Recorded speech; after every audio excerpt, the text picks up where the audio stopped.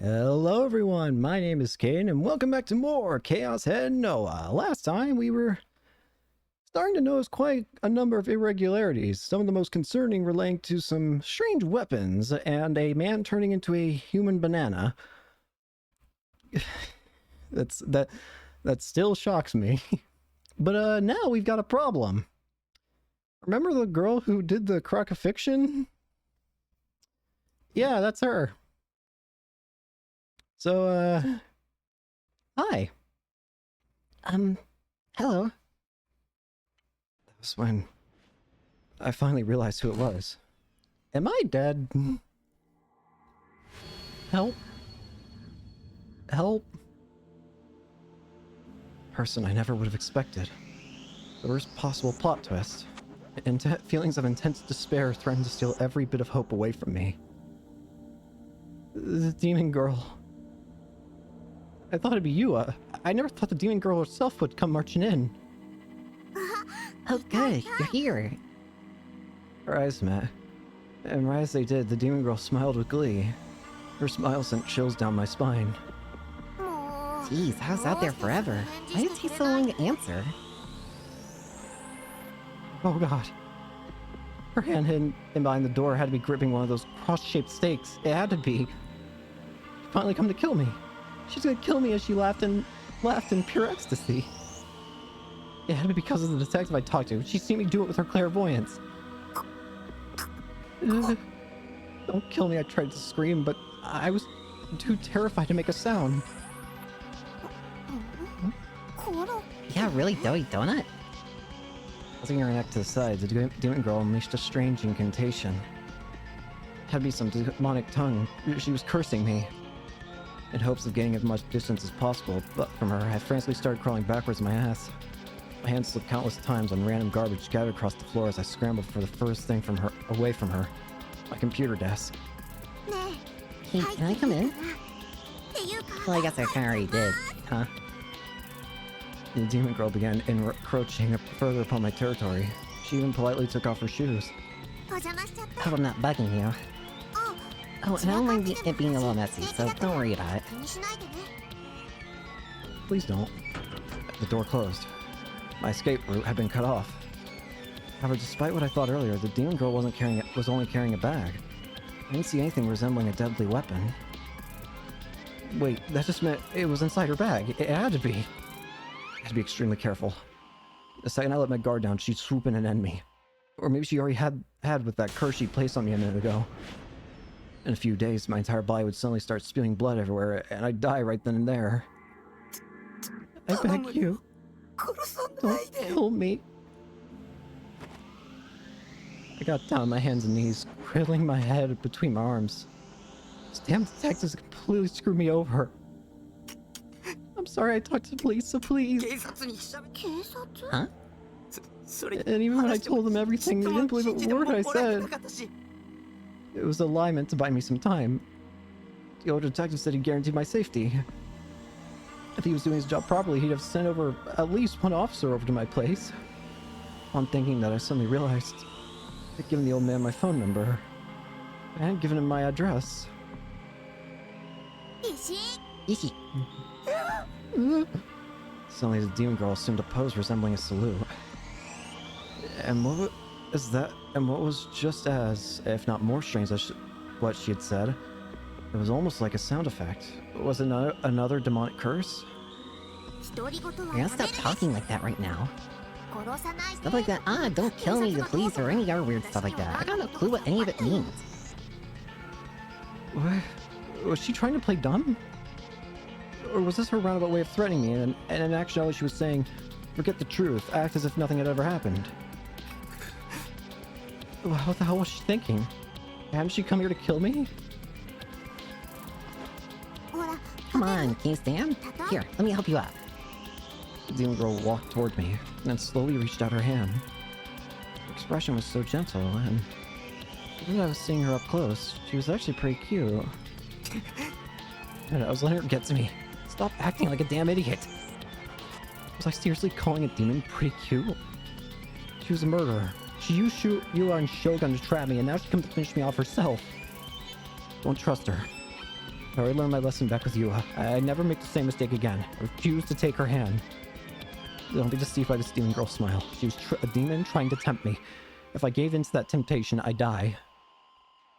Trust no one. Don't believe anything. Don't believe anything anyone says. But I saw you kill someone. Taku, don't you realize that's a pretty mean thing to say?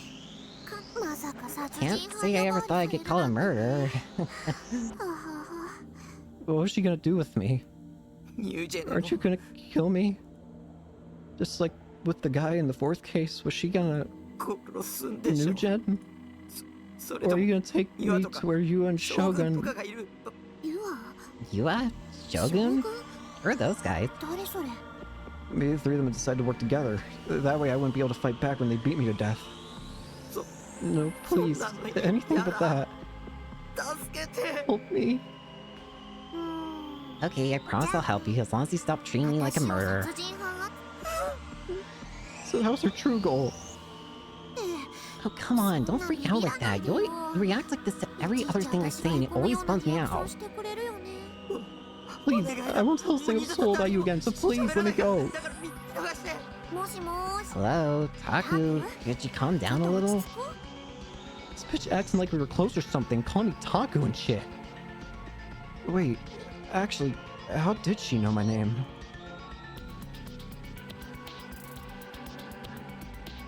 Wait a minute. Wait a minute. Are you one of the two people online? Are you actually Shogun, or are you Grim? She already known it back when we first met at the Fictions crime scene. Hell, how'd she know it? And also, how'd she know where my base was? I mean, why wouldn't I? That only makes sense. I know your name, I mean. Had she just read my mind? I knew she was clairvoyant. She knew my name, my address, all because she used her powers on me. You should really talk to yourself a lot, Taku. And again, you pretty much always done that. Always? How long was she talking? Wait, had I been talking to myself out loud just now? I hadn't been aware of it at all. Was that really true? Had I really been talking to myself out loud? Or was it possible that she was just lying to me and in actuality she had read my mind? I wouldn't I know your name, Taku. I mean, I know I'm not great at remembering stuff, but... at the very least, I'll always remember the names of my friends. Friends? Also, Taku, are you making fun of me? Sure, my test scores aren't that high, but... it kinda hurts when you say that sort of thing to my face, you know? Was someone here crazy? But who was it? Me? Or her? Could you be a transfer student? Oh yeah, now you mention it, there's currently a transfer student moving into our class soon. Mr. Tsukashin said something like that. There are two different conversations going on here. My terror from earlier, together with the anxiety of having no idea when I'd get killed, was starting to fade. But rushing into replace it was completely new kind of dread, slithering in to slowly erode my mind. Hello? Judging by your face, I'm guessing you still don't believe me? Who are you? Who are they? A murderer. A demon girl, that was who. Wow, you can't even remember what your own classmate looks like? I can't believe you. Did she say classmate? So we weren't just friends, but classmates too. Well, I guess I can't bug you too much about it. You don't come to school very often after all. However, that doesn't mean you can just totally forget I exist. Come on, don't tell me you forgot my name too. And there's my answer. Ouch. Fine. I'll make you remember. My name is... Sakihata Rimi. Sakihata Rimi? What? Still nothing. Don't you remember or... What is happening? I hadn't even heard the name before. Besides, other than Yua, I never met a 3D girl who talked to me like they were this close in my life. And Yua was the demon girl's underling. Wait, that was it? Was the girl calling herself Sakihara... Was the girl calling herself Sakihara was doing right now was exactly the same as what you had done? This temptress knew I wasn't used to interacting with 3 girls, so she was attempting to lead me into a trap by behaving all friendly and trying to seduce me. It was the same exact strategy. And the thing is, while I barely remember my classmates' faces at all, I didn't plan to either. I could say with absolute certainty that I've never seen this girl's face in the same classroom as me before. Probably. Damn it, I couldn't completely rule it out. After all, whenever I was at school, I was usually glued to my desk until the final bell, pretending to sleep, having delusions, staring at my desk, or feigning reading my textbooks. I didn't do anything else. I had next to no memory of my classmates' names or faces, so I didn't even try to remember any. Which was it? Was she telling the truth, or was it all a lie? No, it didn't matter whether or not we were classmates, because the one thing I knew for sure, the one hard, indisputable fact, was that she had committed murder. Haku, is your memory really that bad? Well, whatever. I know. How about you ask Daichin? Daichin? The hell was that? Was that a person or some sort of secret code? Another demonic incantation? Come on, Daichin. Mitsumi Daisuke. Huh? Daisuke? Huh? She knew Misumi-kun's name. And not only that, but she was calling him Daichin. She wouldn't call him that unless they were really close. Okay, here, take a look. The demon girl quickly zeroed in on my cell phone that I had left lying on the sofa, picked it up and held it out to me. It seemed like she wanted me to try calling Misumi-kun. I didn't like using phones, but she might kill me if I went against her orders. Driven by fear and with no other choice, I went to call him, only to realize I didn't know his phone number. Upon seeing me freeze up in confusion, the demon girl tilted her head in confusion once again. Then after a moment, she came up beside me and peered over my shoulder at the screen. Her hair swayed as she moved, sending the pleasant fragrance of shampoo drifting down to the tip of my nose. No, she's a demon. I'll never let her seduce me. I'm not into 3D. Lend me your power, Seraton. You know his phone number? You could have just told me that. Sorry, let me punch it in for you. With a light apology, the demon girl snatched the phone from my hand. Her fingers grazed mine for a fleeting moment. They were warm. I guess both demons and humans had the same blood running through their veins. Let's see, Daichin's number should be this, then that, then that. The demon girl entered his number without a hitch. It was clear she dialed him many times before. Alright, it's ringing. She held the cell phone out to me with a smile. Not knowing what else to do, I ended up taking it, if for no real reason, and putting it up to my ear. I heard the sound of the phone ringing. Eventually, that sound stopped and was replaced by the voice of Misumi-kun. Yo! They didn't give their name. It sounded like they were on town or something, as I could hear a bunch of noise coming through the receiver. Who's this? I really hated phones. I had no idea whether or not it was Misumi-kun on the other hand. The voice sounded like his, but I also had the strange feeling that something was slightly different about it. Haku, did Daichin pick up? This time, the demon girl peered up at me from right in front of me. Shit, she was way too close. I turned my back to her and steeled myself. Nishi. Oh, it's Saku! Wait, wasn't that a bit strange? But he figured out it was me that quickly. I hadn't even gone halfway through my name yet. I didn't really recognize the number, so I was wondering who it was. Does this mean you finally went and got yourself a phone? For example, there was the possibility that the demon girl had made a phone call to someone who only sounded like Misumi-kun.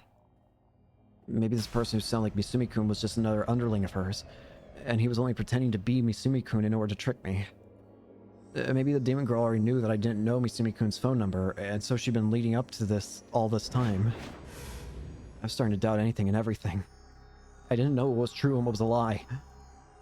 Hold on, what the hell kind of trap was the demon girl trying to make me fall into anyway? Why bother with a trap this elaborate? In a situation like this, wouldn't it be easier for her and quicker for her to just go ahead and kill me already? Or was there some reason behind it? Some kind of prerequisite saying she had to trick me, or even if it meant taking it this slow? No, maybe it was some hidden camera type thing spearheaded by Misumi-kun. The girl wasn't actually my classmate, but Misumi-kun's girlfriend, and he sent her here in order to screw with me. As fucking if. If that were the case, how the hell would I explain everything that happened at the Kruk Fiction crime scene? So, what's up, Taku? It's not every day I get run up by you. I'm stoked. Though, to be honest, can't say I'm all that happy about getting a call from a dude. His tone of voice sounded exactly like Misumi-kun's. The more I heard, the more convinced I was that the person on the other end had to be him. You looking for advice on how to seduce chicks or something? As if you'd ever call me up about that. Should I start talking? I sensed a gaze on my back. The girl was staring at me. The chills on the back of my neck still hadn't gone away. What kind of expression was the demon girl making? I wanted to turn around and see for myself, but I was too scared. If you don't need anything, then I'm hanging up. I don't have time to piss around waiting for you to say something. I'm with the girl right now. Wait. Seriously, what is it? If you got something to say, hurry up and spit it out. You what? Hurry up and spit it out, man. Our class? Yeah, what about our class? In it. What's in it? A girl. Who? Sakihata is her name. Despite sadly becoming more and more incoherent, I somehow managed to explain myself. Suddenly, Misumi-kun stopped responding. Silence. However, I could still hear the noise of the city around him, so the call hadn't disconnected or anything. Why wasn't he talking? The next thing I heard was an extremely exaggerated sigh. Look, you sure you haven't got gamer brain or whatever? What? Where'd that come from? And not only was it completely out of left field, but he brought up that bullshit condition when he coined that had been coined just by having no scientific backing whatsoever. It took me a sec, since you used her last name and all. You're talking about Rimi, yeah? Oh. I know you say you're not into 2D girls all the time, but have you really forgotten about her? Forget me, you've been in the same class with her ever since the first year of high school, if I remember right. What? I mean, come on, the three of us saw a movie together pretty recently. What's going on? What? I couldn't comprehend what the person that sounded like Misumi-kun was saying. He said that the demon girl and I had been in the same class since the first year, and that the three of us had seen a movie together pretty recently. But when exactly? It's like we're in an alternate universe or something. Nothing makes sense anymore. The cops should have absolutely arrested us based on seeing the cross in our hands or whatever. And the demon girl is acting absolutely unlike what we thought. What's going on? We wouldn't have become pals if it weren't for Rimi. I was hanging out with her when we met. After all, she and I meshed real well together, you know, with how whimsical we both are. This world's pretty huge, but even then, Rimi and I are just about the only ones who bar talking to a neat like you. Oops, that might have been a bit harsh. The words I heard on the other end of the call, not a single one of them felt real to me. I had absolutely no memory of any of it. I couldn't acknowledge that any of that happened in the past. I just couldn't. It was all some story that the person who sounded like Misumi-kun had made up. It couldn't be my past. The past could only be established as truth if a person remembered it. If I didn't remember it, it wasn't true. Well, while we're at it, I've been meaning to say that Rimi doesn't really act like much of a girl at all, does she? Kinda throws me off, but don't tell her I said that. Who are you? Whoa, have you seriously lost it? If you've forgotten even me too, then you really have been playing too many games. I'm unable to take it anymore. I hung up the phone.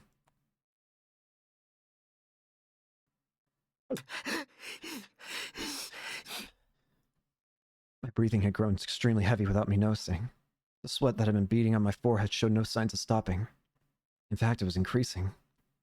Long trails of sweat trickled down my entire body, starting from my face and ending at my feet. Haku, you're covered in sweat. Demon girl, looking worried about me, calmly offered me a handkerchief. A cute, patternless vermilion handkerchief. There was a faint floral scent to it. Instead of taking it, I attempted to somehow maintain my composure and organize my thoughts about everything that was happening. But in the end, it didn't go too well. I was doubting anything and everything, causing all my thoughts to rapidly churn together into a chaotic whirlpool. Sighing in mired disappointment, the demon girl put away her handkerchief, and then, with a triumphant look on her face, she asked me a question. So, what did Daijin say? She was acting like she already knew the answer. I couldn't afford to answer her. What was she? An ordinary classmate of mine? Or a monster? I had no idea. Maybe I was the crazy one. Taking the Chao Shogun into consideration, I couldn't rule out the possibility that someone other than myself was controlling my body. Or maybe all my memories of the demon girl, of the girl named Sakihata Rimi, had somehow gone knocked right out of me due to some freak accident or something. At this point, I didn't know anything about myself for sure. This is... oh god. I don't know what's real. Okay. Hang on. What's real and what's not? Are the weapons even real? What's going on? Did I have amnesia? Did I sleepwalk? Or it could be something entirely new. Are you okay? If you're not feeling good, you could try lying down on the sofa. Demon girl spoke to me kindly. Don't let your guard down. Anyone who acts nice to an otaku freak like me must have some kind of ulterior motive. I shook my head, putting my strong will to resist against the demon girl on full display. And using that same strength, I raised my head. Sweat got in my eyes, blurring my vision. The demon girl's face was a lot closer than I expected it to be. What color eyes were those? Why? Why what? Are you here? Oh, sorry about that. I kinda did just come barging in without asking, didn't I? Well, I did knock, you know. No matter how much I knocked, you didn't answer, and then I heard a big noise from the inside, and I got really worried. Why? Was it this time? Are you here? No one asked what caused her to trespass. No, my question was, what was her reason for coming here? If she'd come to kill me, she would have done it a long time ago, so why wasn't she doing anything? Oh, you wanna know I'm here? Just a sec. Demon girl reached into her bag and pulled out a single sheet of paper. This is why. I brought you the worksheet just asking you about what you want to be when you graduate and stuff. So here, post-graduation aspirations. I found myself taking it from her without really thinking. She wasn't lying. The piece of paper did have post-graduation aspirations written on it, along with 3 blank spaces to write your answers in. Was that it? Was that really all she'd come for? Go home. I didn't want anything to do with her. I didn't want anything to do with 3D girls. This is a trap. Don't listen to her. This isn't reality.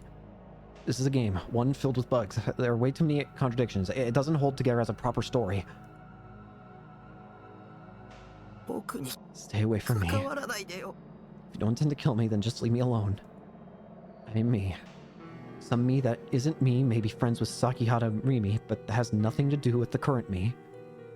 Cradling my head, I closed myself off completely. I kept trembling and trembling, envisioning that the girl known as Sakihata Rimi wasn't there anymore. Not long after, I heard the sound of the door opening, telling me that the demon girl had left.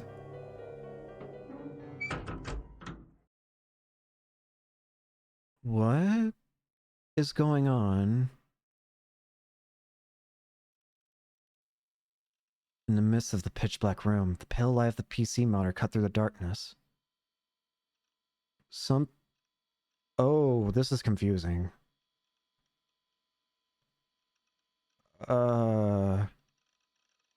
Pictured on the screen was a Sarah screensaver from Bloodtune, the animation.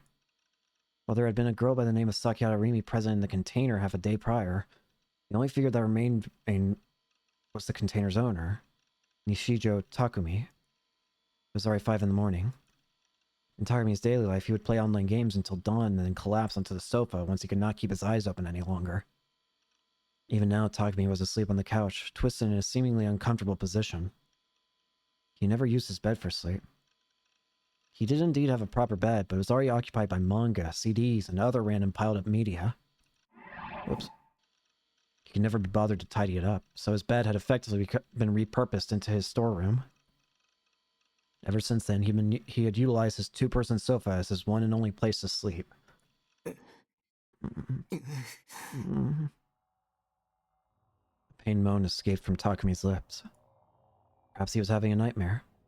His entire body was perspiring, and his closed eyelids twitched and trembled. His expression was warped in agony. He was tossing and turning so frequently he came very close to falling off the couch.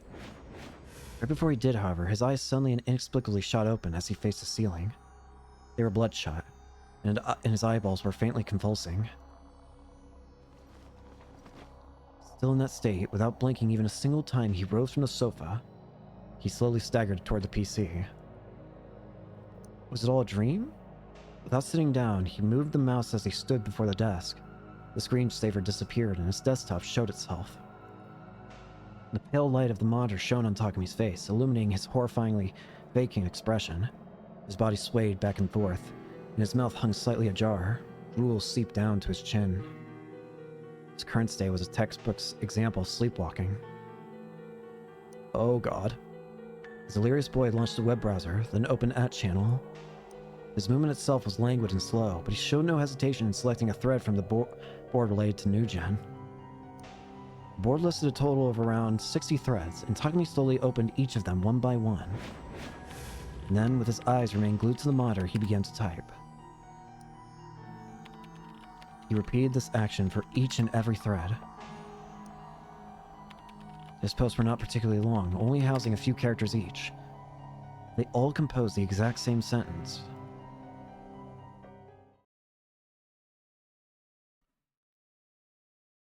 Oh.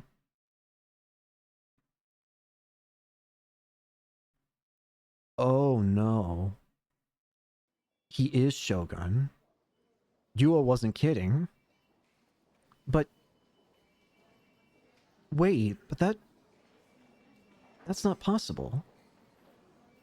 He was awake when Shogun... he was talking to Shogun. So... how? My brain hurts trying to think this through. I try to make sense of one string and it suddenly gets cut in half.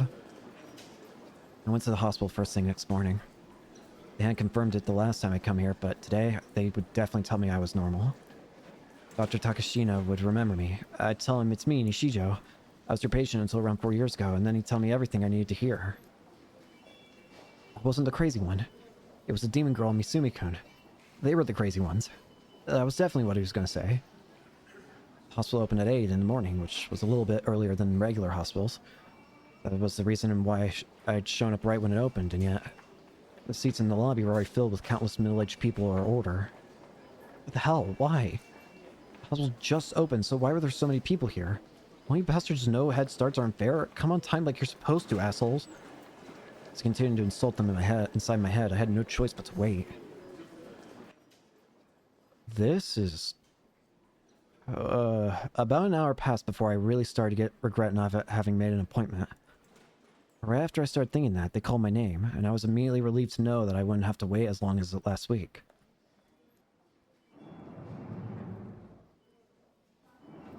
Except, the one waiting for me in the examination room wasn't Dr. Takashina, but some white-haired old man that I'd never seen before. Where's Dr. Takashina? Noticing my confusion, the nurse standing right behind him, I think her name was Hazuki-san, gave an apologetic look. I'm afraid Dr. Takashina is no longer here. He... what? That would be specific. He collapsed from fatigue last weekend. He's taking the week off to rest. What? This can't be happening. My one and only ally. Wait, had he really collapsed from fatigue? It's a conspiracy. Orchestrated by the demon girl. Nishija-san? She had to have poisonous food, or sent him to a death threat to scare him into submission, or done some other horrible act to psychologically break him. This had to be the work of the demon girl. She was trying to isolate me from my allies so I'd be defenseless against her assault. There's no way in hell I was going to let anyone other than Dr. Takashine examine me, so instead of getting a checkup, I ran away from the hospital.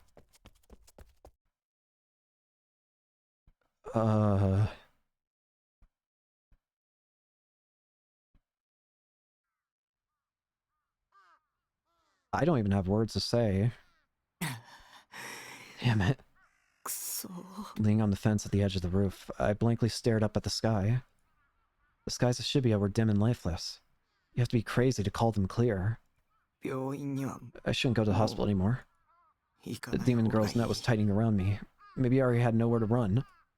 Maybe the detectives I met yesterday were imposters. Maybe in reality they'd been the demon girl's underlings all along, and they'd just been testing me.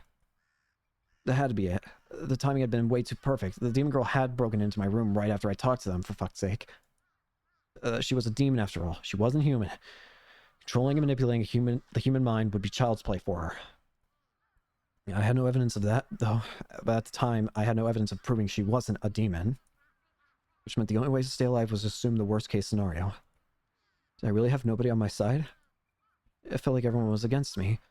No matter where I looked, no matter who it was, all I saw was another one of the demon girl's underlings. Save me. Somebody save me. Why didn't I have even a single ally? Why wouldn't anyone come save me? Why did only I have to suffer so much? I felt more hopeless than ever. I just wanted something to support me, someone who would protect me, something that would protect me. I didn't care who or what it was, just someone, something. Please grant me salvation. Your sword. Find it. Quickly. Sword? If you do, you shall be granted salvation. Suddenly I remembered those words. A sword. If this was a game, I'd be the protagonist, and there'd be a cliché story mode where I'd obtain the legendary sword and triumph over evil. At this point, I heard the word sword from 2 different 3D girls recently, and extremely close proximity at that. There still remained the possibility that Fez was on my side. Girl B, however, I think her name was Sana, had a pretty high chance of being one of the demon girl's underlings, judging by her attitude. A sword. A sword. If I can get a sword, then I'll be... I started talking to myself like I lost my mind. I was grasping at straws at this point. If I just get my hands on a sword, I might be freed from this nightmare. But I couldn't help but hope for that. It wasn't that I believed that Fezbit said about it granting me salvation. I just had nothing else to cling to. At the very least, I should do some research.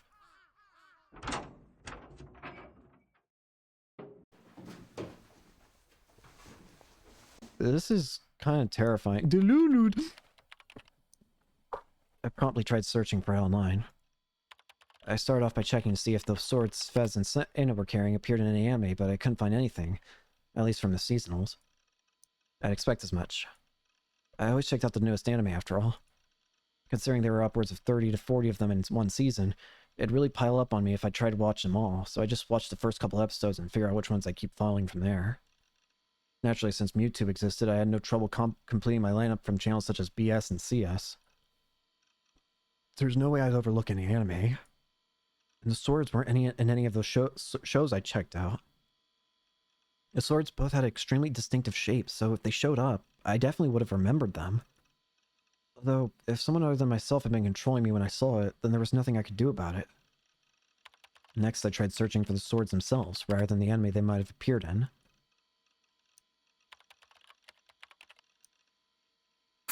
Damn it, they're almost all video game walkthrough sites. Terms I knew well, such as ESO's Shangri-La Edge, kept popping up. I was making no progress. For fuck's sake, I was supposed to be able to find it quickly. I had a feeling that Sana had used a more concrete name for it, but what had it been? Remember, the nightmare won't end unless you remember. Answer me. You see it, don't you? The D sword. D sword. That's it. She called it a D sword. I quickly typed it in and ran a search. Is it gonna be nothing?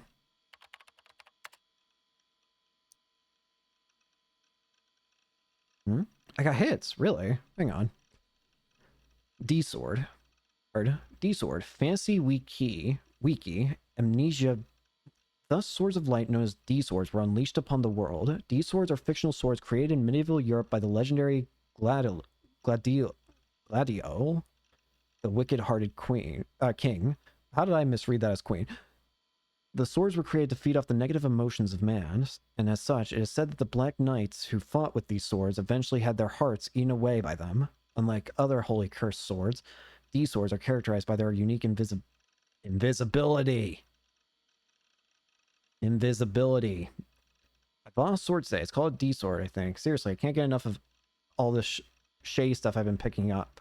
Town Vanguard is an oasis for my soul, man. I mean, the only places in the entire Tokyo metropolitan area that I've got that Shay vibe TV has are in Akiba. I'm still wondering, though, who the hell named the things a D sword, lol? It's a pretty huge toy, and it's got this real oomph to it. Black Knights who fought with these swords eventually had their hearts eaten away by them.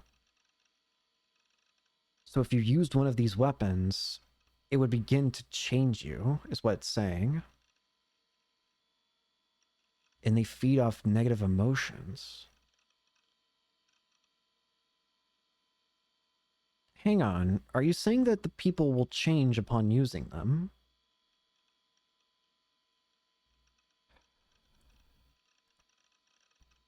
Only 2 of them, though. Even so, I was starting to think of those 2 links as my road to salvation. Pulling back my excitement, I clicked on the top one first. Seriously? Shit, the page was down. Damn it, what the hell?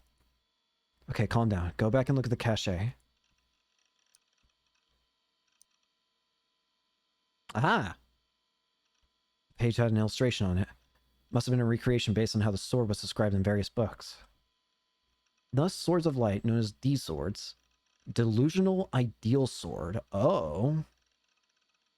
Delusion ideal. Swords of light, known as D swords, were unleashed upon the world. D swords are fictional swords created in medieval Europe by legendary Gladiol, the wicked-hearted king.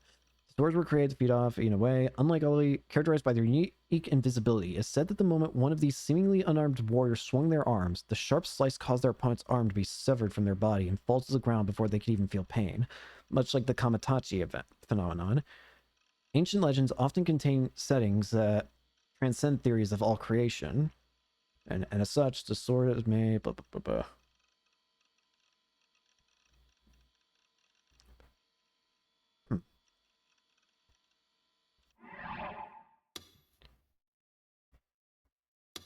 Yeah, we already have an idea of what these mean. The Kamitachi phenomenon, an extremely rare phenomenon in which the body is suddenly marked with a wound as if it had been cut by a sharp blade. Kamitachi are wind yokai from the Koshinetsu region of Japan. They have sharp sickle-like claws on both hands, which local legend states are used to cut their victims, causing the phenomenon described above. The true cause behind why this phenomenon occurs has not yet been ascertained. Strange.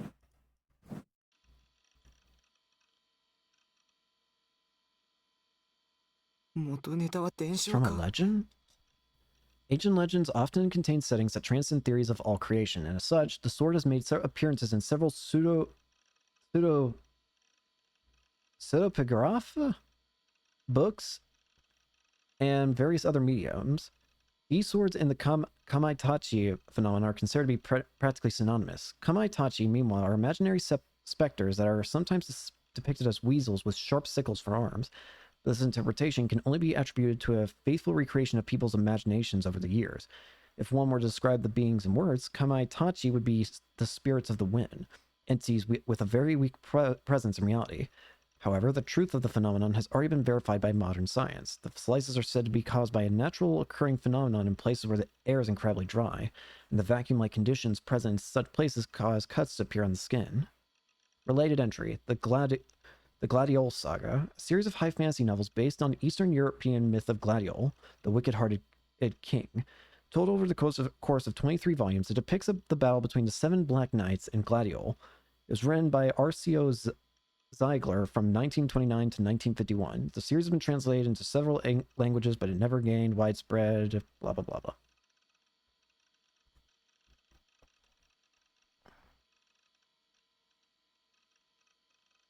Dude, it's rather esoteric writing style. Compared to the one that the Sand Girl had, it's really plain. Why did it have to be such a niche sword to begin with? I mean, why couldn't it have been like an Excalibur or Kusanagi? You know, swords that were actually a big deal. No, this wasn't the time to piss and moan. Niche or mainstream, I didn't care as long as it could save me. I decided to research it a bit more. Continuing, I clicked on the second link. The words, I bought a D-sword, it caught my eye specifically. Were D-swords something you could just buy?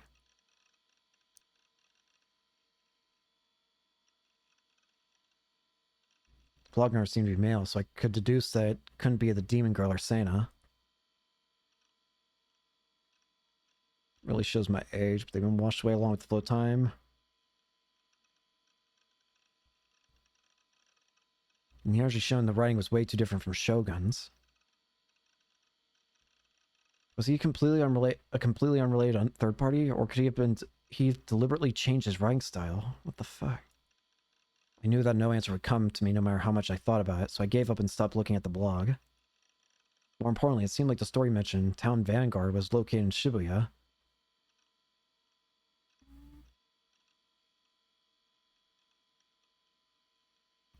D-sword, Preach toy. Yochan interest recently. Fantasy weapons, bunch of stuff like lightsabers, light shuriken, but they're obviously fake. I had a feeling it was too good to be true, but I also had a feeling that it was predestined too. Looking at it from another angle, maybe the exact reason I'd run into a girl holding a D-sword in the middle of Shibuya twice was because the store was located there. Wait, wasn't underground stuff like this supposed to secretly be popular among a few minority groups in Shibuya? Pretty sure it was.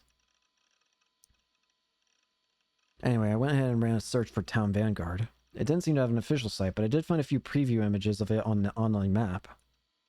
If they didn't have an official site, that probably meant they didn't take online orders. I tried searching for them as a seller on Taboo Auctions, but I didn't find anything. Which meant that I would have to go to the store in person. I really didn't want to go outside, but... to get a sword. I have no other choice. I had now come to think of the sword as my sole only means of opposing the demon girl. I didn't have any idea what I would actually do after I got it, though.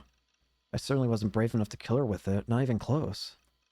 Even so, I'd hoped that if I got my hands on a sword, I would be released somewhat from the terror that was tormenting me. The D-sword could be my protective charm. Something I could depend on. There's something strangely alluring about that sword.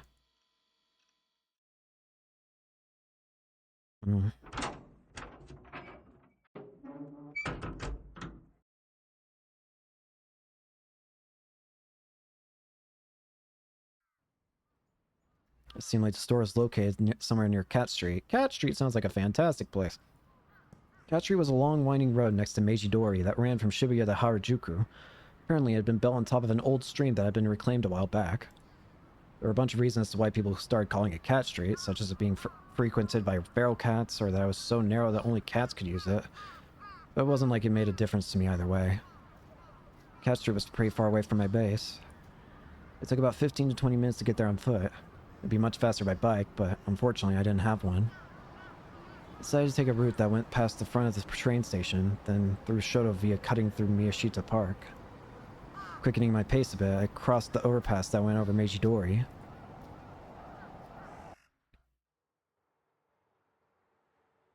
Phew, finally arrived. I was starting to get really impatient. The sheer distance was pissing me off. Cat Street was nice and quiet compared to Sinnergai, and it felt much more like Harajuku than Shibuya. The stores lining the streets were only aimed at trend chasers that I wanted nothing to do with. Fuck 'em, TBH. Knowing how out of place I was just made me all the more pissed off. It was complete foreign territory. Every last one of the assholes around me thought they were so damn cool. There were even more couples sauntering around than in the shopping district. Whatever, they were probably just a bunch of broke shitheads trying to pretend they had money. They were likely just window shopping. Lamau. Waste of space. I was starting to regret coming here at all, but I remind myself that all the suffering would be worth it once I got a sword. So I just sucked it up and kept walking. In order to avoid making eye contact with anyone, I kept my eyes firmly trained on my map as I speed walked toward my destination.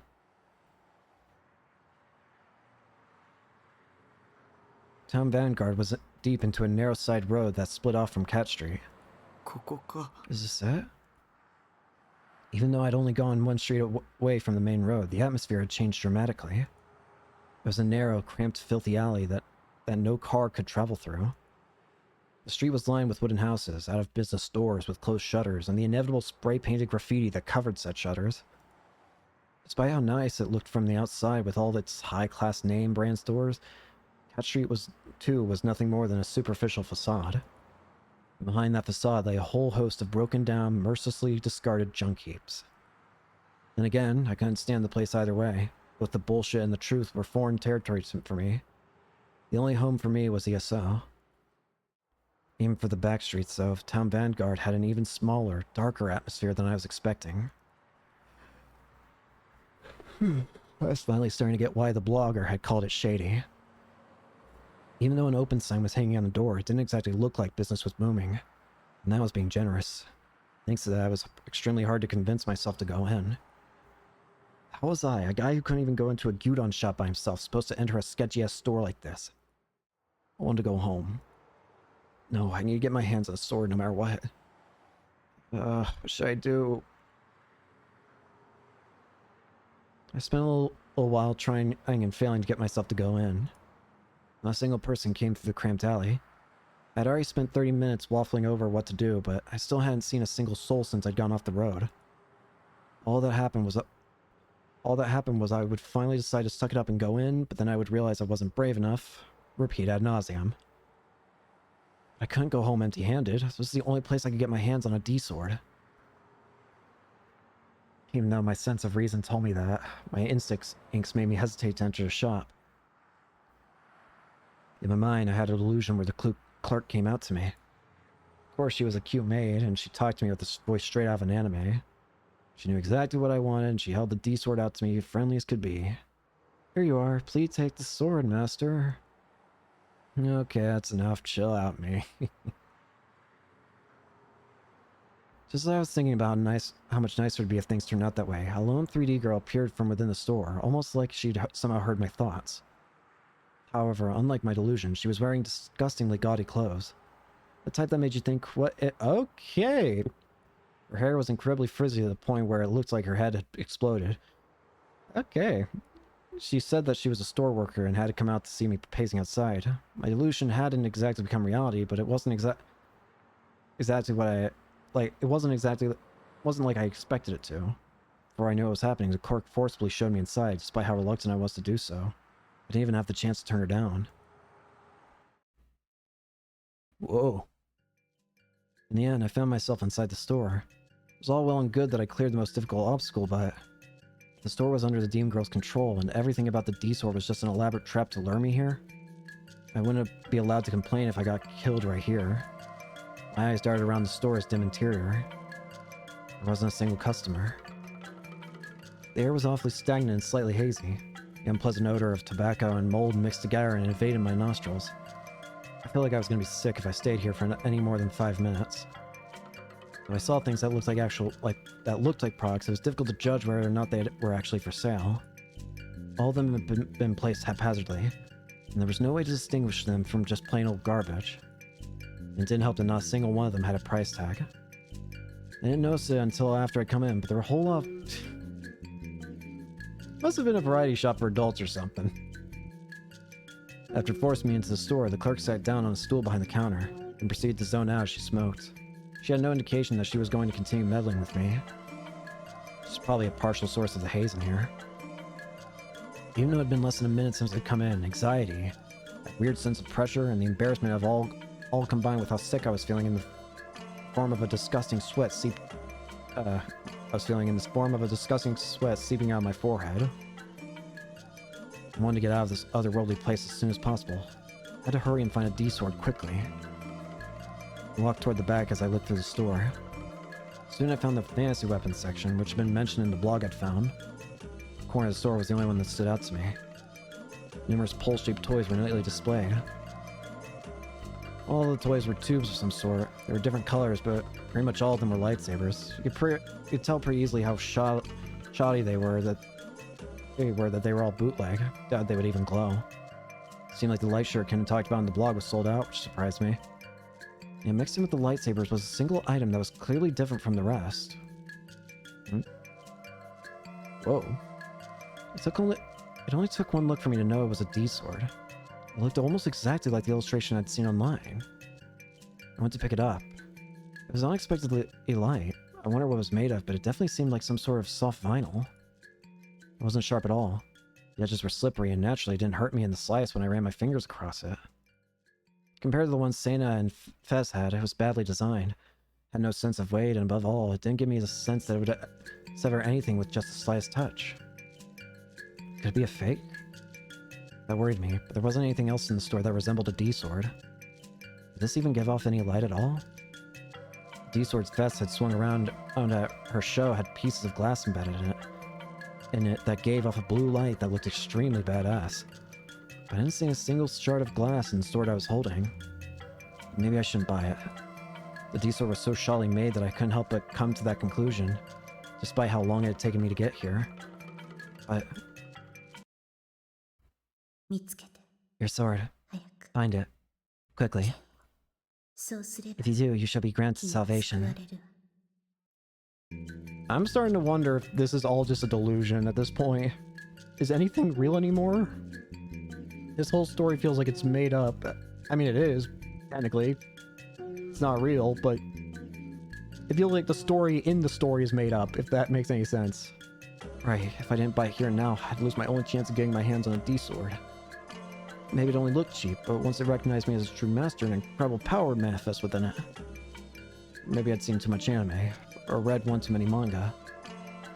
I'd sense that exact kind of unknown power in Sena and Fess's swords. So this sword should have it too, but... what to do? Is it gonna be a delusion?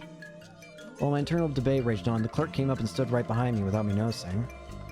With a melancholic smirk, she pointed at the D-sword and muttered, 10,000 yen and I'll throw in a free bonus.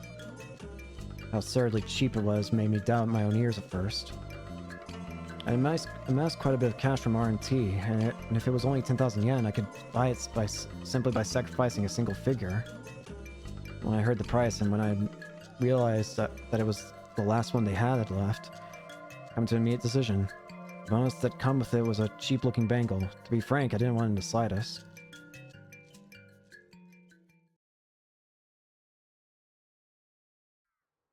Everything after that was hell. Town Vanguard didn't do delivery, so my only option was to lug it on myself. Toy or not, my excitement died instantly when I realized I'd have to carry the stupidly long sword right through the heart of Shibuya. I'd already paid for it, and the clerk adamantly refused to let me return it. It was a really intense form of humiliation roleplay. And to haul this huge toy like this down a fancy street. Just as I'd come to expect, the Dokyun and couples, dolled-up grills, or whatever other manner sheep that passed by me all had those exact same mocking smiles. I mean, every last one, okay. Focused intently on keeping my head down for the rest of the way home, having delusions all the way about swinging my newly bought D-sword at the innocent people in the middle of the road, viciously slaughtering piles and piles of them.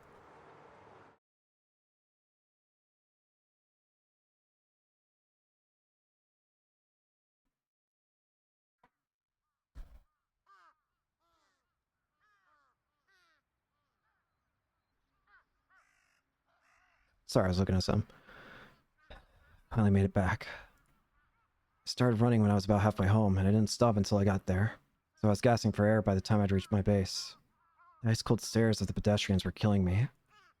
It was somewhat impressive that Santa was able to endure this kind of embarrassment all the time. In a way, I even respected her for it. I could never do what she did. Oh. Suddenly a sound came from a blind spot in the shadow of my base. Was someone there? Freezing in my tracks, I gulped.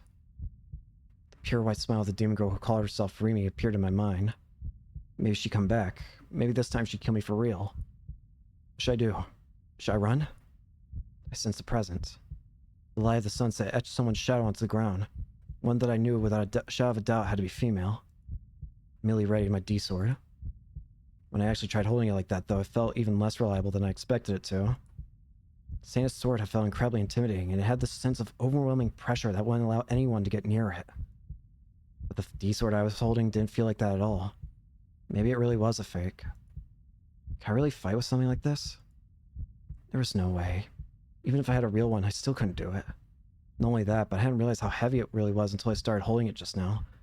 Maybe I was holding it wrong. In any case, it would be impossible to even swing it like this. The shadow suddenly wavered. It was approaching me. Get back! Shut my eyes tight and haphazardly swung the sword in front of me. I knew I wouldn't be able to defeat my enemy this way. Even so, I had the faint hope that as long as I had the sword, it'd somehow do something anyway. I didn't feel it hit anything, nor did my enemy make a sound. I couldn't believe it. Could that single strike of mine have utterly annihilated? No. So with the sword, big bro. What are you doing here? I opened my eyes, and one thing standing there wasn't the demon girl, but rather Nanami. She was looking at me with unmistakably judgmental eyes. All my strength disappeared instantly, and I dropped to the ground right where I'd been standing. Don't scare me like that. She's the worst. Worst little sister ever. Didn't she know she was to scare her own older brother like this, let alone enjoy it? How else do you think she was? Acting like 3D would always fail. Thank you, Takumi. I was trying to scare you. I just came over for your routine survival check like I usually do, but you weren't here. Why did you make me wait here for 3 minutes? Do you realize how worried I was about you? You've made my precious free time disappear into thin air, you know, jerk. Worried? This bitch was worried about me. As if I would ever fall for such an obvious lie. So where'd you run off to?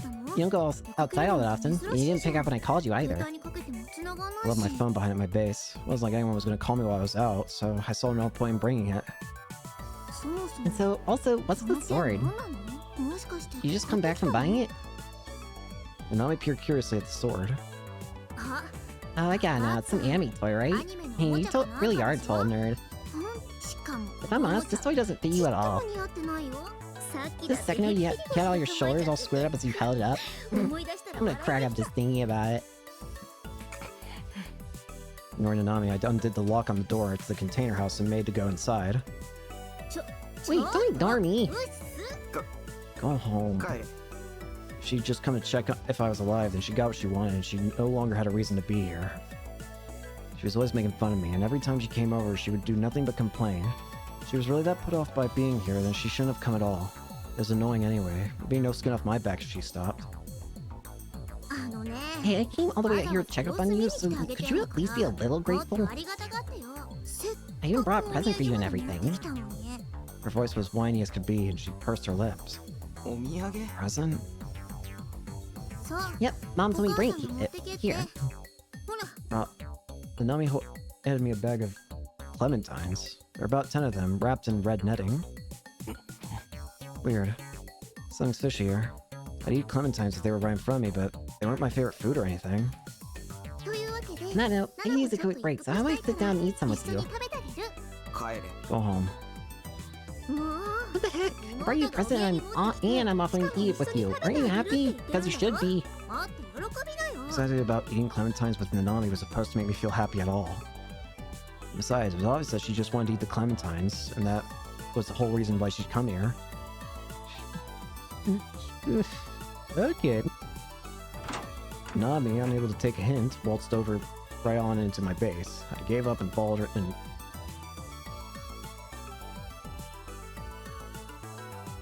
Sorry, I keep hearing a weird sound behind me.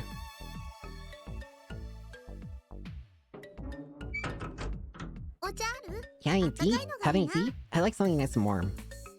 Why the hell would I have tea? I only drink cola and nothing else. Nanami sat down on the sofa and grabbed a clementine. Sighing, I set down the D-sword and so I'd lean against my computer desk. I had no reason to continue carrying the bangle in my pocket, so I just chucked it somewhere behind me. Huh? What's that? Quickly spotting the bangle I'd thrown on the floor, Nanami went to pick it up. Ooh, what cute little bangle. Did you buy this too? Or you think you've actually got good taste sometimes? Cute. How? This thing was nothing more than a piece of junk you get for 500 yen at worst. Can't believe how bad Nanami's taste was. Ignoring her again, I nabbed one of the clementines and sat down in front of my PC. Hey, why are you throwing this away? Because I don't want it. Hmm. Okay then, I'll take it off your hands. What? What's the problem? You're gonna get rid of it anyway. Come on, you can at least act like a brother once in a while and give your sister a present. Consider this your first step. Call it a present, but it's just something I don't want that you suddenly decide to appropriate. Fine, then just take it. Really? Yay! A little walking PMS. As soon as she got my approval, she put the bangle on her wrist. Takes a real cheap... Nope. What do you think? Doesn't it look good on me? Not even close. Is that so? You jerk. It's supposed to be a present, so why was she treating me like this? Little sisters weren't supposed to call their brothers mean names. What are they teaching girls nowadays? Go play... No. Jerk. She's grinning from ear to ear. I, meanwhile, was getting extremely pissed off. I really like it, so I'm not gonna give it back anymore. Now I think about it, it's the first time I ever got a present from you. All I have now, so I'll take real good care of it. As if I cared. No one asked you to take care of it. I didn't even get it for you in the first place. If that's all you wanted, then go home. I don't have time for this, so stop bothering me.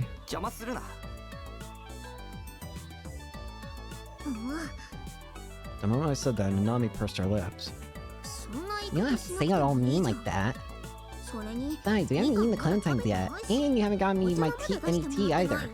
I don't have any goddamn tea for you to drink. Nanami glared at me intently, hands on her hips. Before long, her eyes started welling up, and then... Fine, if I'm not much of a bar, then I'll just leave. Oh good. Make it quick.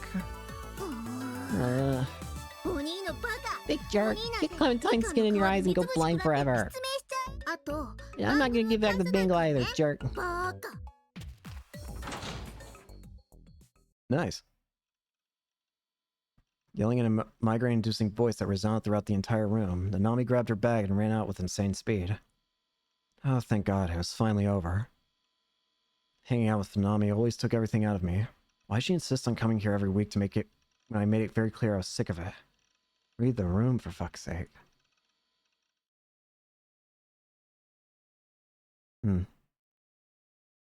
Oh, Nozomi. The first melt has concluded with results that exceeded our expectations. There are only minor discrepancies between the GE rate increase and our initial calculations. Our ventures into biorhythm controls proceeding smoothly as well. What? A graph showing the cyclical changes in the physiological state, emotional imbalance, and intelligence of a biological organism. The term is often employed with the explanation of on days when an organism's biorhythm is high, they will be in a good condition, but on days when the organism's biorhythm is low, they will be in poor condition. Interesting. This is Nozomi. The same ones as that, what's going on here? Shibuya's GE rate, while it was much higher than those found in other areas, proves to be quite stable. Therefore, intentionally manipulating it is a simple matter, and forcing a sudden increase in the biorhythms of Shibuya's inhabitants would be equally trivial. Please consult with the report containing the results of our experiment. I believe you will find the fruits of our labor to be quite acceptable. It's only natural that even scum like you would produce such results. We're supplying you with a large sum of money and incredible human resources after all. I'm fully aware as to how effective it is. The church's followers have multiplied considerably over the past few months alone. And with that, Project Noah shall now advance to its next stage. Are we in agreement? Noah? Are you saying like Noah's Ark? The whole thing about two animals? Two of every animal on Earth on one boat to save them? What plan do you have in mind for its code and samples? While you may have obtained the samples of 3 people, you have yet to reach our quota. Indeed, it will prove most difficult to achieve such numerical values if we do not have 5 samples at minimum. We are currently gathering sample carriers. After such is achieved, all that remains will be extraction. Then we shall leave it in your hands. May the divine light save you. Continue your proceedings with great caution. Yes, I shall do my utmost. 3 already? The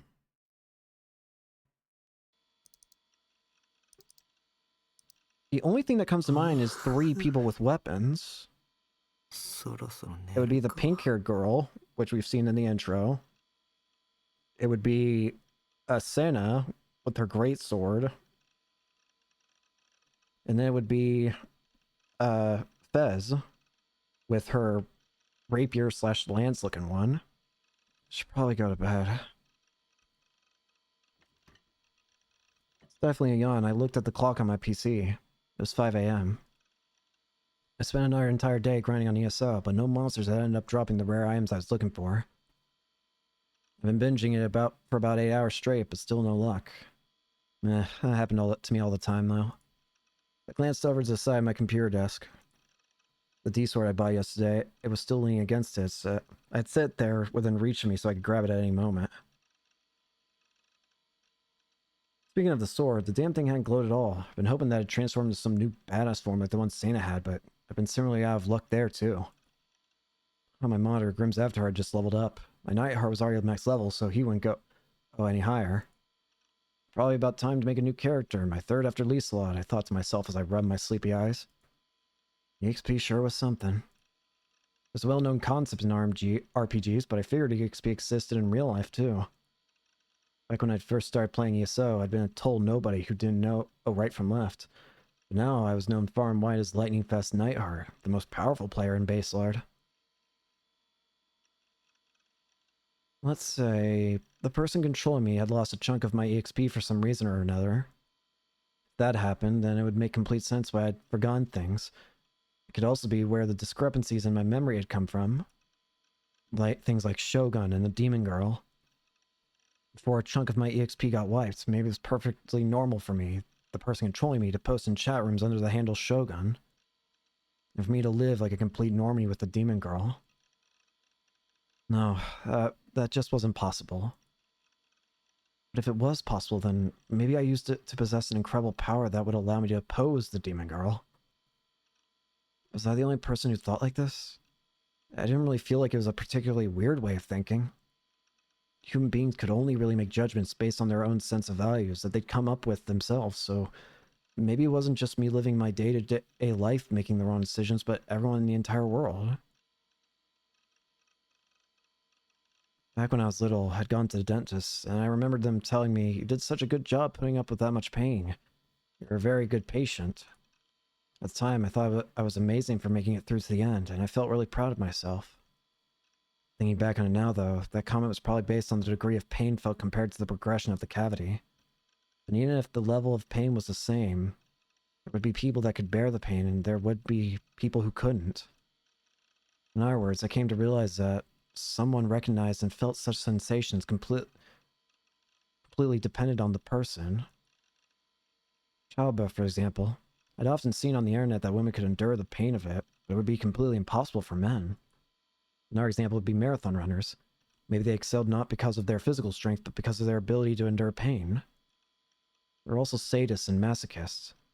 If there were people that found pleasure in being hurt, there were also people that derived pleasure from hurting others.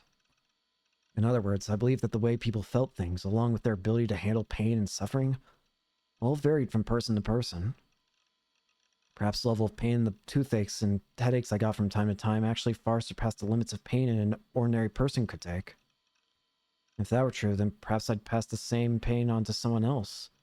If I'd pass the same pain on to someone else, the sheer agony would cause them to go into shock and die. The conclusion I ended up coming to as a result of this line of thinking was more or less a self-righteous delusion. That perhaps I was special. Special. Who am I kidding? Although I denied it, I was sure that every person had delusions like this. Every man longs to be the strongest in the world. Every human wants to think that they're special, that they are the chosen one. We all want to think that a dramatic story full of twists and turns, like the ones you'd find in TV and movies, is waiting for us in the future. The so-called desire to be a hero, or to be blunt, textbook Chinibyo shit. Of course, even I had those kinds of desires. It could very well be my destiny to triumph over that demon girl. But if that really was my destiny, and I had to make it come true, I need a number of conditions to be met first. At the very least, I absolutely need the ability to use cheats, be it cheat codes for special attacks, or maybe even a god mode of some kind. I didn't want to deal with any pain or fear. If I couldn't cheat in some way, or in other words, if I was supposed to achieve that with my own power, there's no way I'd be able to do it. Which is why, if the person controlling me had lost all of my XP, that would be a huge blow to me. A super effective one.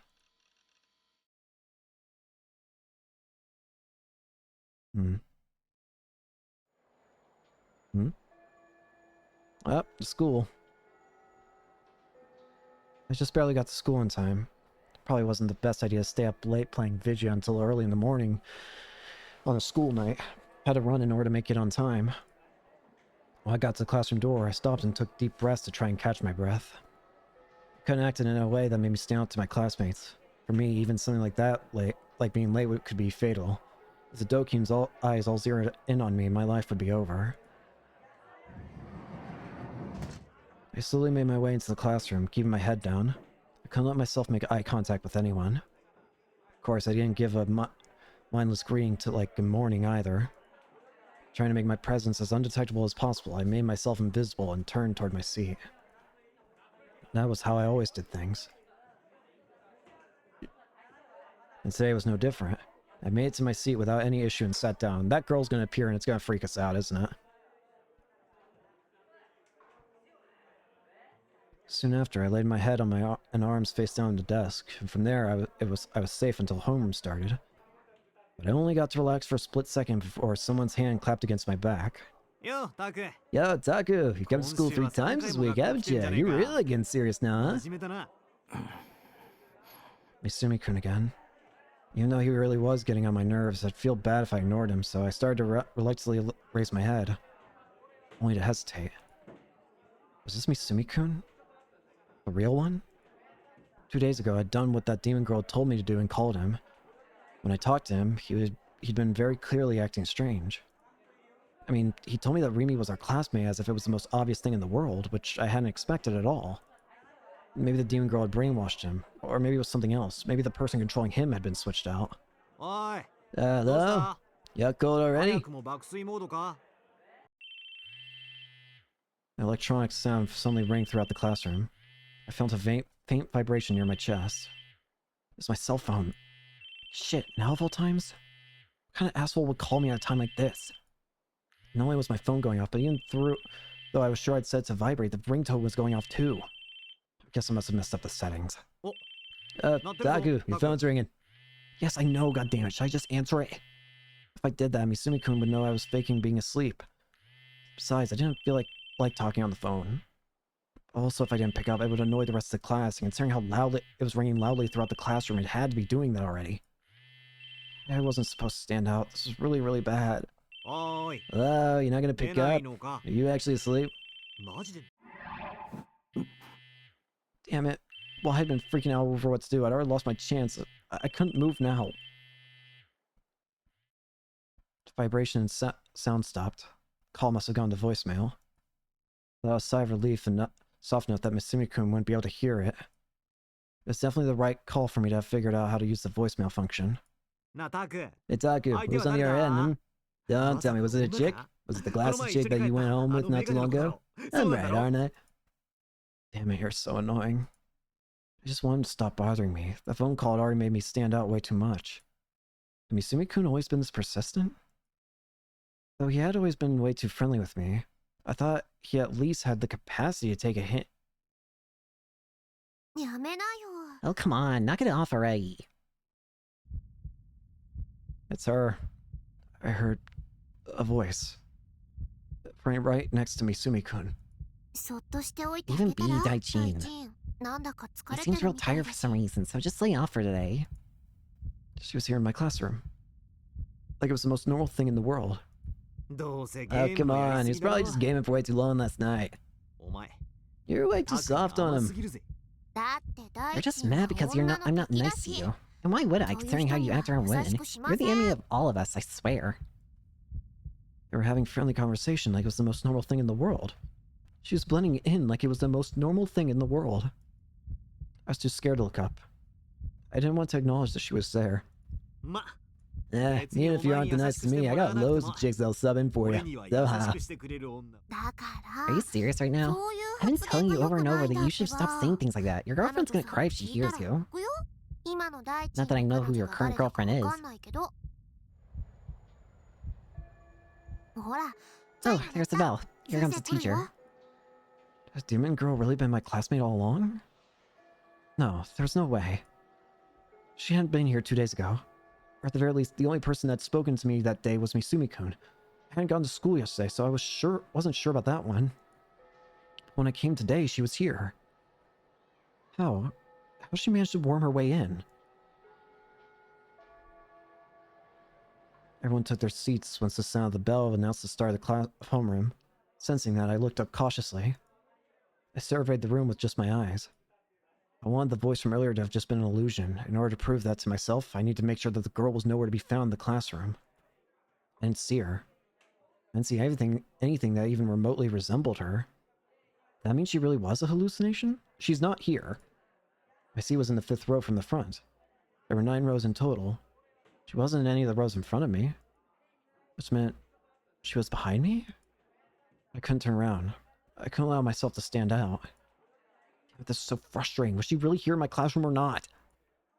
I didn't feel chills on the back of my neck. No one was looking at me. I didn't feel a gaze. Was she here? Or not here? Which was it? Still staring at the surface of the desk, I tried to detect her by just her presence alone. And right as I tried, I heard my homeroom teacher enter the classroom. I didn't remember the teacher's name. I had a feeling it was Tsukaji or Tsukada or at least something like that. He was a PE teacher that graduated from an athletic college, and he was a total muzzlehead. However, he didn't really act like it, nor did he employ corporal punishment like one might expect him to. If anything, he was the type of teacher who knew how to take a joke. For some reason, the class all started murmuring about something, but right now I was occupied trying to detect the demon girl. I really expect to be able to sense her by presence alone? This wasn't a manga. Was I an idiot?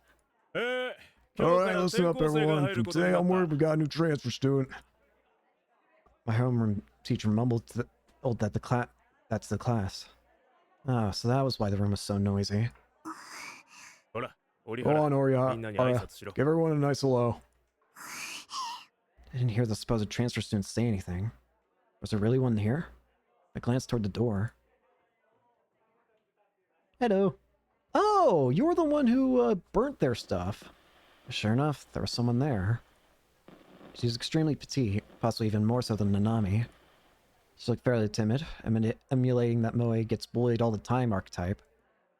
If I had to choose, she was probably around mid-tier when it came to 3D.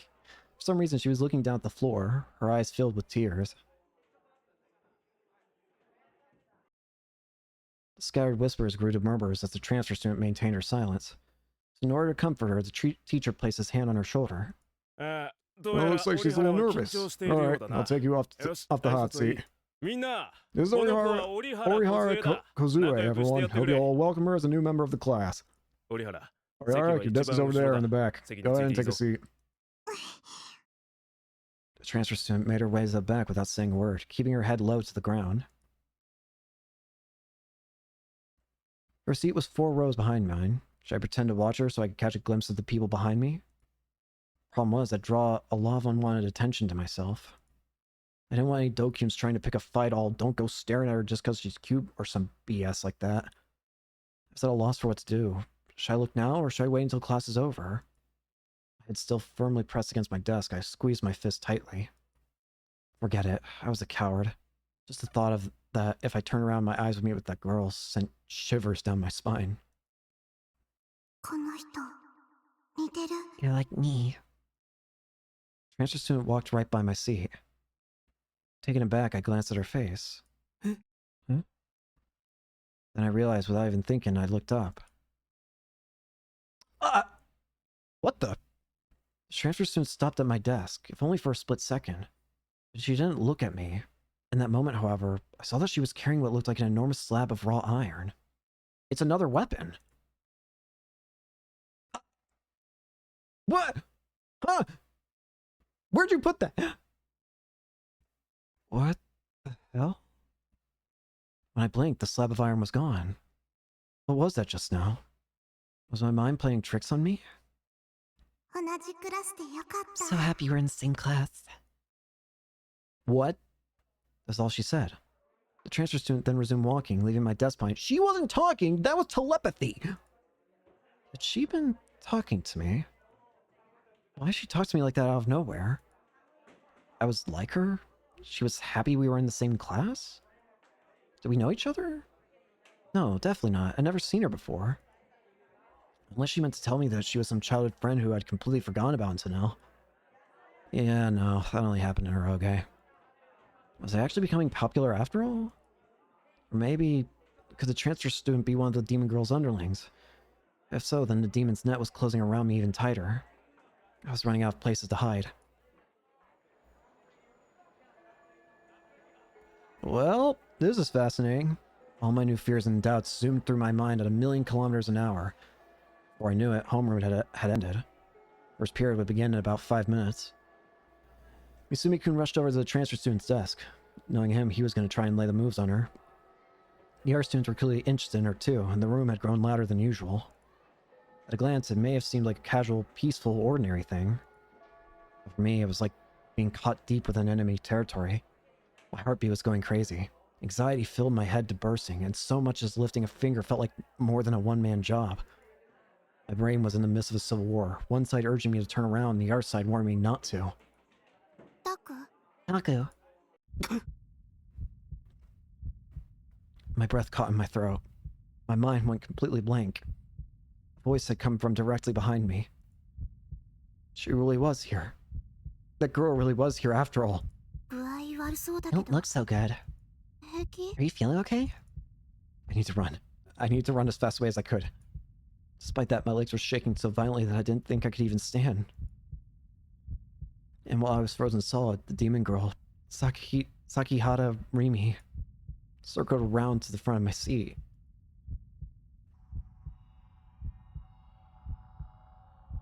You're covered in sweat. You're not sick, are you? Just like 2 days ago, she spoke as if she was concerned about me. Just like 2 days ago, she held out her floral-scented handkerchief. Nothing feels real at this point.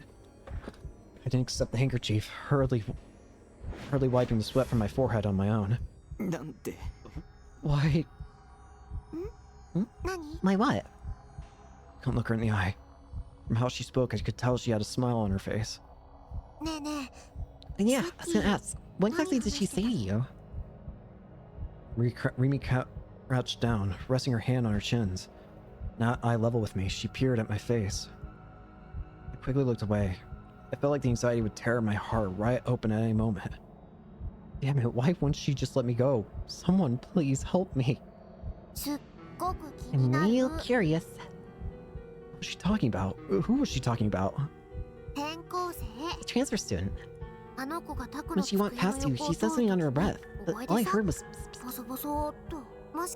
You two know each other? Rima was still smiling. Was it just me, or was her tone more of a probing one than an actually curious one? I thought you weren't into real girls. Was that really true? Where was she going with this? Was her plan to probe me for personal information and exploit for her own gain?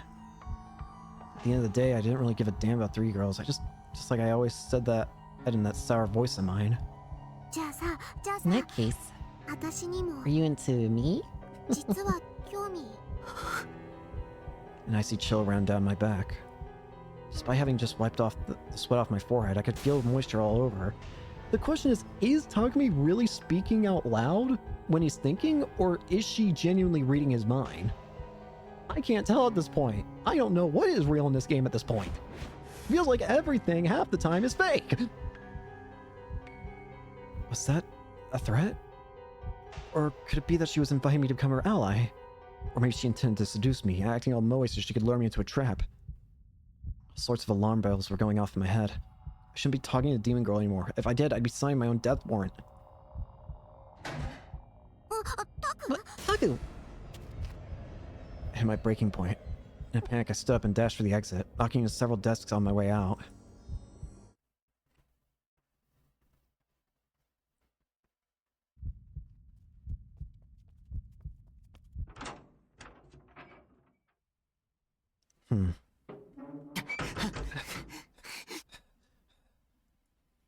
I ran straight up the stairs without looking at anyone and came out on the empty roof. It didn't seem like she chased me. Even so, I couldn't allow myself to relax just yet, so I hugged my knees and decided to hide for a little while in the shadows. My knees were trembling. I couldn't believe that I managed to run in this condition. I guess it just shows how desperate I was.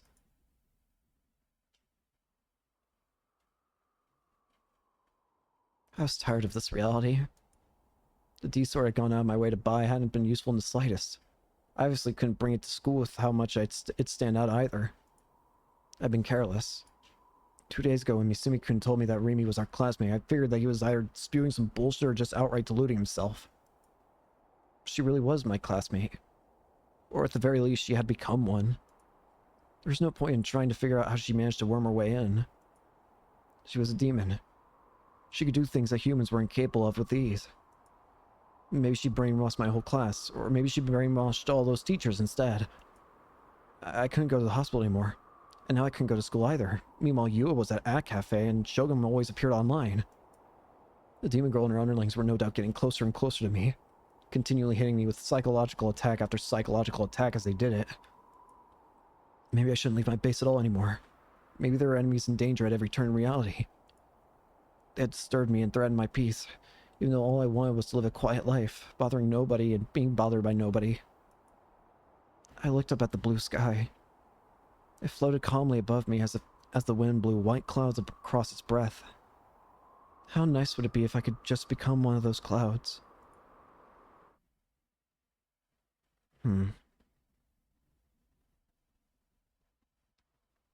Around 3 hours had passed.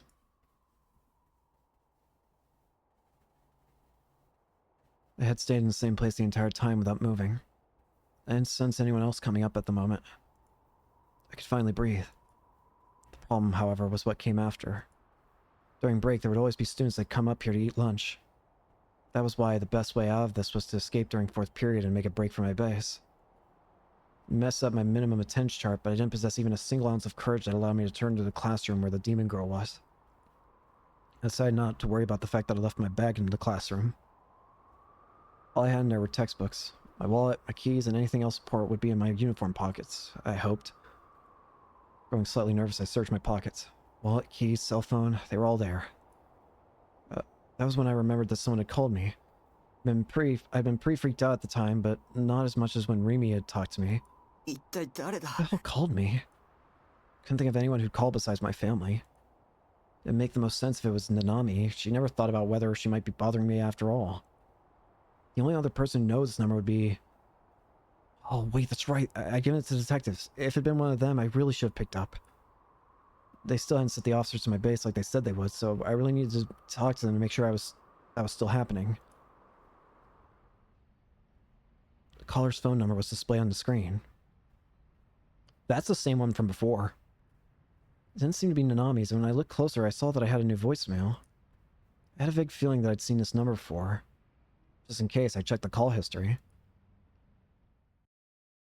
Is it not there? I swear to God. There were only 5 calls on the list. Which meant that since I bought the cell phone, I'd only received 5 calls, 3 of which were from Nanami. I left 2 others. The one from earlier today and the one from 5 days ago were shown as numbers instead of names, as they hadn't been registered in my address book. They were both from the same number, 03X733X991. Considering they had gone out of their way to leave a message, it was probably someone who really wanted to tell me something. I don't like this. Who was it? Maybe it really was the police. It couldn't be Misumi-kun or the demon girl. They'd both been right in front of me when I got on the call. So if it wasn't, then the only possibility would be Yua? She shouldn't have known my phone number. Besides, there was nothing else for us to talk about.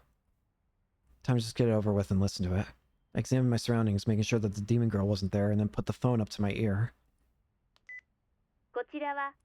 Welcome to the voicemail service center. You have one new message.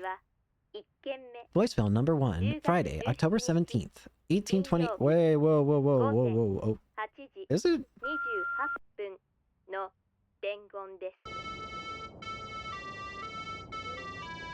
What?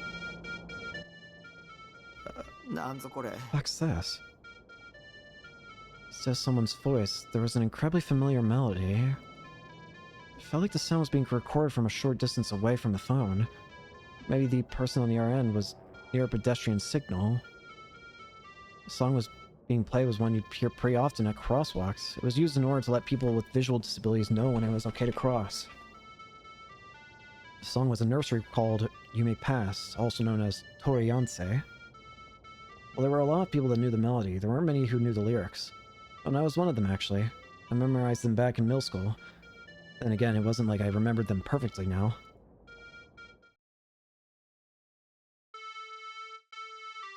You may pass. Where shall this narrow path take us to? It is the path to Tenjin Shrine. I'm not gonna bother singing. Sorry. Please, oh please, will you let us pass? Those with no business will not be let through to celebrate the 7 years of this child's birth.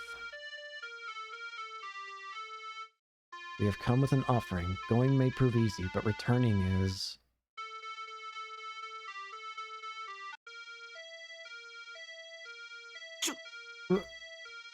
Returning is was what I'd heard from the phone. It sounded like an ambulance, which felt kind of like a bad omen. It likely didn't mean anything, but it still made me feel pretty creeped out.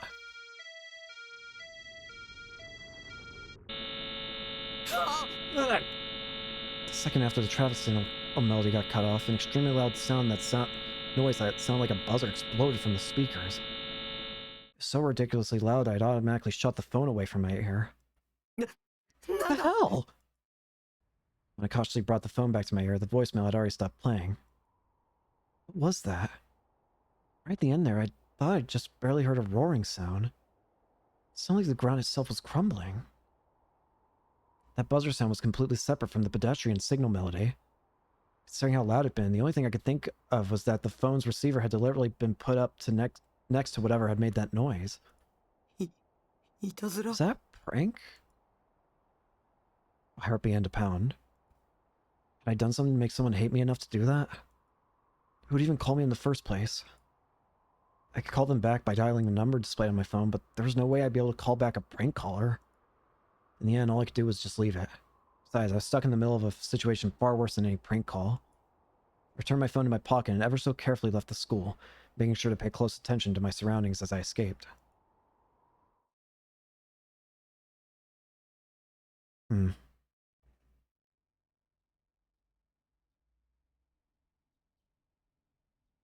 Nishido Takami's alma mater, Kitazawa Second in Elementary School, was about a 5-minute walk from the private train station. Ban Yasuji had attempted to contact Takami's elementary school teacher over the phone, only to be told that they had unfortunately passed away.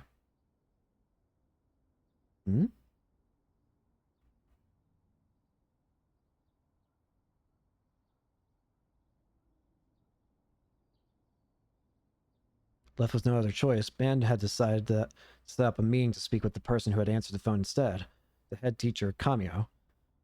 Not long after that, he had arrived at the school together with his partner. As it was a Saturday, the school gate was closed. The two detectives, Ban and Suwa, stopped in front of it and turned their attention toward the school building. The white walls of the school's exterior had been painted a brightly colored, eye-catching mural. Due to his complete lack of knowledge on paintings or any other kind of fine art, Ban had no idea what it signified, but the way the spiral-shaped mural transitioned vertically into an array of seven different colors reminded him of a rainbow. As Ban stared at the mural, cooling himself with his handheld fan, His partner, Sua, pushed the intercom button next to the school gate. Suddenly, Ban had looked around. He had a feeling that someone was watching him. There was a gaze that seemed to follow him everywhere, leaving him quite discomfited. Whose eyes are those eyes? Do I really look that cool? He attempted to strike a casual pose, one that aimed to be dandy and refined. Sir, what's up with the weird pose? They said there's a side entrance by the rear gate, so they want us to come around that way. Man retired from his pose with a sigh and headed toward the back of the building. What's going on? The staff room was easy to find. As soon as they entered through the side door, all they had to do was travel down the rear entrance hallway and turn at a single corridor to arrive at the room. There was, of course, no sign of children in the school, although it was likely a mere illusion created by the smooth linoleum floor. The two detectives felt far colder inside the building than they had outside. There were 3 teachers in the staff room. Upon seeing the 2 detectives enter the room, one of the 3 stood up and bowed. The man who stood up was named Kamio. His mostly white hair was parted to the side, and he greeted the 2 of them with a gentle smile. Man and Sua showed their police badges to him almost simultaneously, returned his greeting briefly, then immediately approached the topic at hand. It was Sua's job to ask the questions. We'd like you to tell us about one of your graduates, Nishijo Takumi-kun. I do indeed remember him. I wasn't a teacher of his myself, however, so I cannot provide you with much detail. Is that right?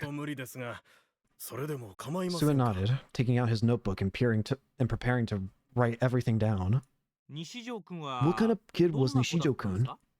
I remember hearing that he was quite the difficult one. They said he was special. What do you mean? Well, to be proper, he had a disease that would make it difficult for him to study with his fellow students. Could you be more specific? I don't know if I'm able to say as much, but would you be willing to ask his family or doctor? Schools had recently begun adopting this approach, where they would avoid any issues that may prove difficult to them. They refused to take part in anything that may earn them complaints from parents or any other parties. Such practices made it incredibly difficult for the police to do their jobs. How was his homeroom teacher pass away? There was an accident. While he was taking his class on a field trip, the road their bus was traveling on suddenly collapsed underneath them. Oh, I remember that. I saw it on the news. All the children survived, sustaining only minor injuries, but it's such a terrible shame we lost Mr. Saito. He was the sole victim of the accident. Was Nishijo-kun involved in this accident as well? In response to Ban's question, Kamio shook his head lightly. The boy was absent that day and was not present on the bus. Why was he absent? I seem to recall hearing something about his illness having worsened. Ban too had a faint recollection of the accident. For multiple days following the incident, in the short glimpses Ban caught of the news, he would always see the media swarming the house of the sole boy who had not been involved in it. It was a truly sad accident. For some reason, while Kamio was repeating himself, he placed a strong emphasis on the word accident. Was it intentional?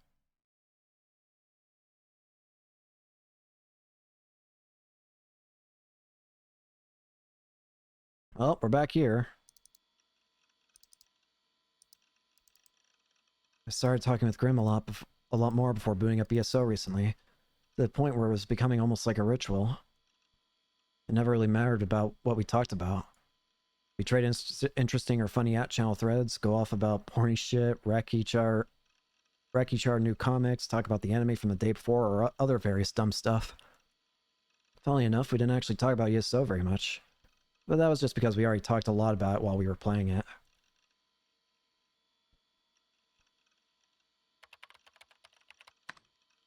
Has there been some weird-ass prank going around recently? Not allowed to go off there. Deeds, please. Further details. I don't know. I just heard about it from someone I know. Don't know if it's actually a fad or some shit. It's like... there's a recording of a weird sound and you get that as a voicemail or something. Well, like a Moe voice whispering sweet nothings to you? Lol. The fuck, Mao? What eroge is that from? I mean, wouldn't you rather them just do that to you in personal? No one cares about whose fucking eyes are those eyes. Karen was still saying that. Thanks, I started to feel awful pretty much immediately. Not to mention he was talking really weird in chat, to the point where it felt fairly forced, like he was trying way too hard to be funny by shoving those words in. At the very least, I didn't find it funny. In fact, it felt more cringy than anything. But I couldn't let myself get angry with him until I got my info about the prank, so I was forced to put up with it. So it sounds like so it's like the sounds of a wild otaku freak. Okay, that's too far. In all seriousness, then they play You May Pass. You May Pass. What, like the song? The one that plays at crosswalks and shit? Yeah, that one. And then while it's playing, they'll get cut off halfway and swap to a buzzer-like sound. Apparently the volume is ear-raped here. I'm gonna be completely honest with you. I just about had a damn heart attack because the second that it said it'll get cut off halfway and swap to a buzzer-like sound, I heard a weird sound outside my house. It was just like garbage truck or something, but Jesus Christ, that scared the shit out of me. I was like, what the? That was weird. So yeah, ever heard of a prank like that? That's the kind of thing you'd find floating around that channel, right? Yesterday I got on a voice call with a mysterious buzzer sound. I had no idea who'd sent it, and the content unsettled me for some reason, which is why I decided to try and ask Grim if he knew about it. If it was just a simple prank, I could just forget about it. Hmm? Grim wasn't responding. Why was he being silent? Grim? Hello? Did you die? Still no response. Grim, you didn't usually fall asleep like this. In fact, this was the first time it had ever happened. If he'd actually fallen asleep, then I guess I'd just log off. We meet up again in later in ESO anyway. So if I could just bring it up again then. The second I thought that, I began to get up from my chair. Kept you waiting, huh? I was sitting through that channel. I was looking for stuff about your prank. Oh, so that's why he disappeared. That meant that even the oh-so-well-informed Grim hadn't known about the prank. But no matter how many threads or boards or whatever I searched, I found nothing. Not on that channel, nor anywhere on the net. So would that mean that whoever pulled that prank had some sort of personal grudge against me? I was still curious about the true identity of the caller, but I wasn't brave enough to call them back. Wait, that's it. Since I knew the phone number, that meant I could have someone else call it for me. That way they could take the fall. Why do I have a bad feeling something bad's going to happen to whoever calls that phone number? The best person for the job would be either Nanami or Misumi-kun. Wait, Misumi-kun may have been brainwashed by the demon girl, so that won't work. As for Nanami, however, I was sure I'd have no trouble asking her to do it. She'd probably get pissed at me afterward, but who gives a shit? Hell, if anything, it'd be good for her to suffer the tortures of society every once in a while. I thanked Grim for his help. Promised that I'd meet back up with him on ESO in a few hours and close the chat. Or as I did, I felt my stomach growl. Man, I was hungry. Did I have a cup of ramen stocked anywhere? I tried looking around for a bit, but I couldn't find any. Reluctantly, I decided to head to the convenience store to buy some.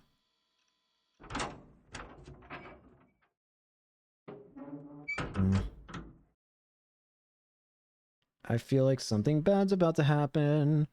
Sun was already starting to set. I wanted to avoid going out late at night as much as possible because every time I did recently, nothing good ever came of it. I unconsciously started walking faster, hurrying down the road toward the convenience store.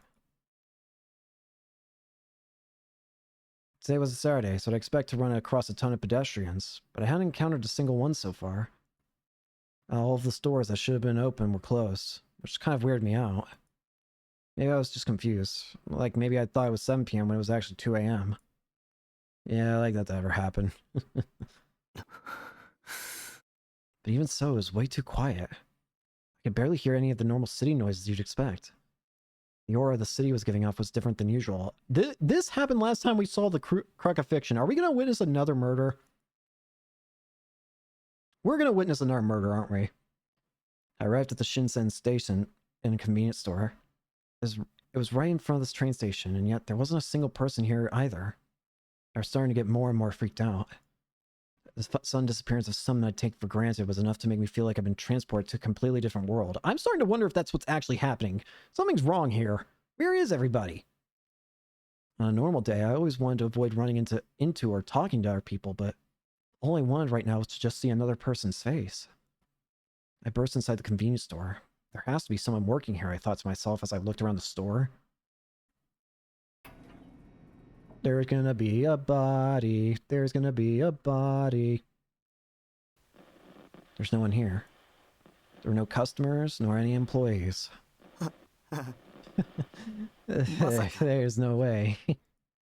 This couldn't be happening. An employee had to be in the back. If I were to just bring something up to the register, it should just come right out. So I decided to just leisurely grab a box lunch, pretend to flip through the manga magazine while I was at it, then come up to the counter and set the box down.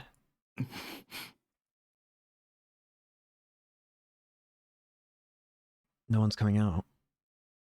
I tried restlessly looking around the store. No one's coming out. I took my wallet out and made sure I had change. No one's coming out. I picked up the box lunch, I set it and set it down again, making a small noise. No one's coming out. I couldn't get myself to call out, excuse me, or anything like that. I couldn't, even if there was no one here. No one's coming out. I thought about testing to see what would happen if I tried to leave without paying, but then I decided it wasn't worth the risk of getting arrested. No one's coming out. The employee must have gone to take out the trash. No one's coming out. Or they were checking the inventory in the warehouse out back. No one's coming out. After enough time had passed, I started feeling scared, so I put the boxed lunch back on the shelf and left the store.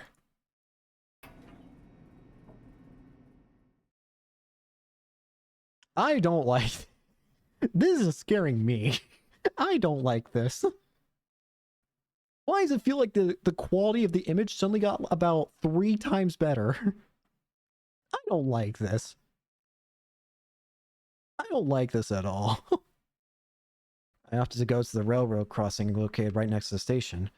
From there, I'd be able to see the Shinsen station platform. There's no way a place like that would be deserted, right? That was what I hoped, but there was no one there. I waited for a train to come. Once that happened, there would be a bunch of passengers I would get off. But even if no one got off, I'd definitely see people riding the train as it passed in front of me.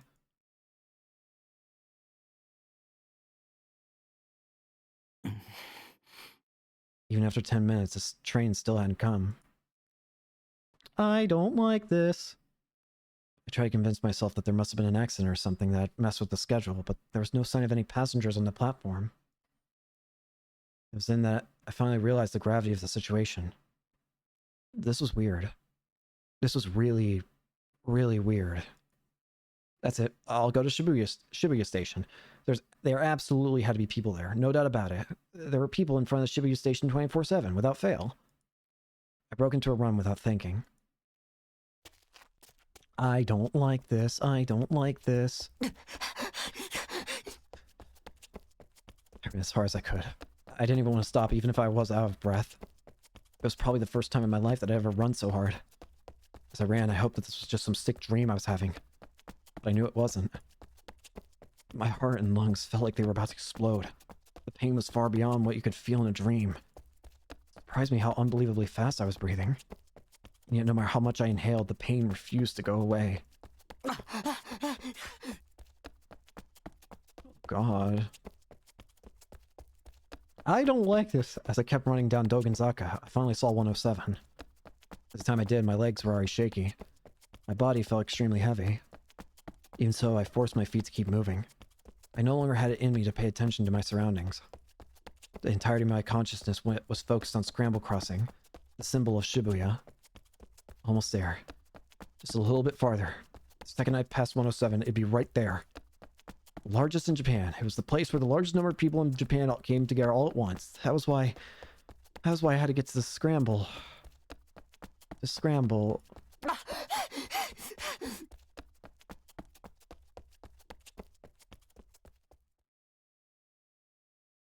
Nope. No likey. Very sad. Empty. That was the state of Shibuya Station, which I could see from the Y junction running in front of 107. A world without sound. A world that felt dead.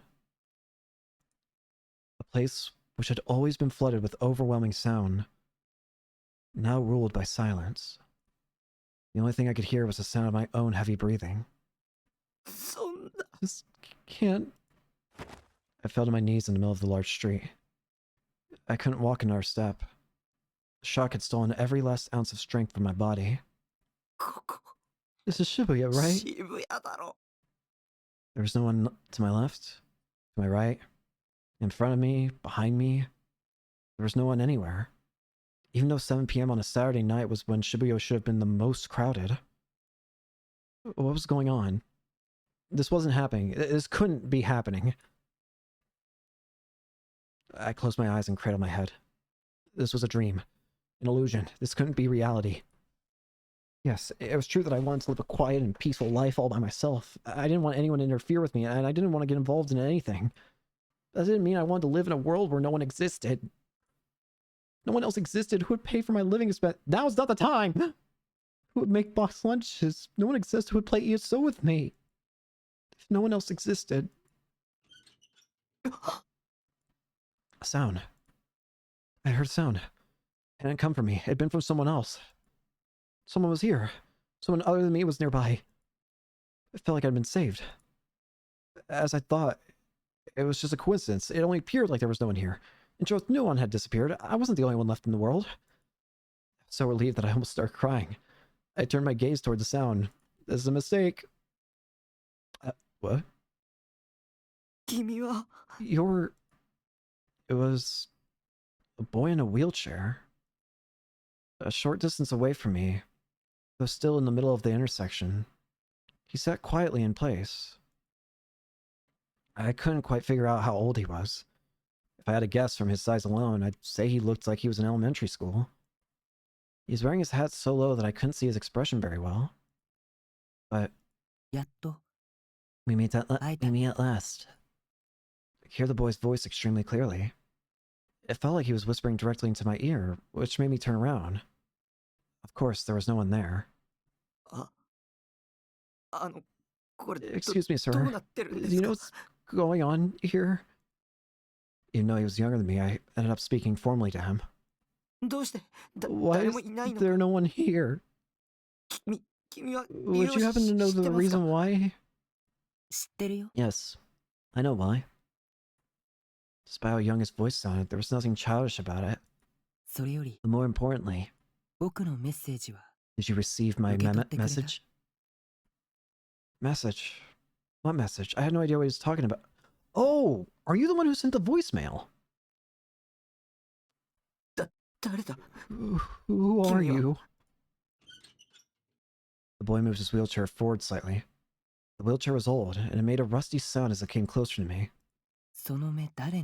Whose eyes are those eyes? Yes? I was confused. Why he murmured whose eyes are those eyes just now? Who was he? You must awaken. Quickly. Because if you don't, many more people are going to die. Huh? What the hell are you? I rubbed my eyes to wipe away my tears. And because of that, I was finally able to get a clear look at the boy's face. I don't want to click this. I'm gonna be real with you. Oh well. Yep, don't like that. Yep, don't like that. The boy wasn't a boy. His skin was covered with wrinkles like an old man. His cheeks were hollow.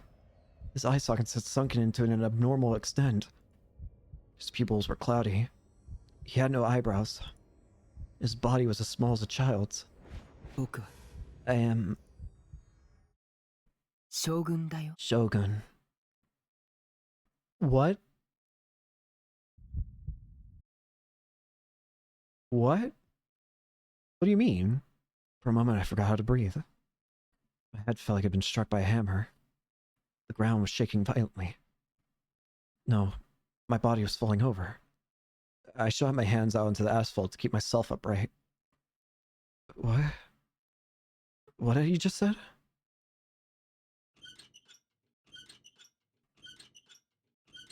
Shogun. He was... Shogun? Don't forget. You mustn't run away. I lifted my head and watched the Shogun, who had already turned his back to me, left Scramble Crossing. His wheelchair was getting farther and farther away, making a creaking sound as it moved.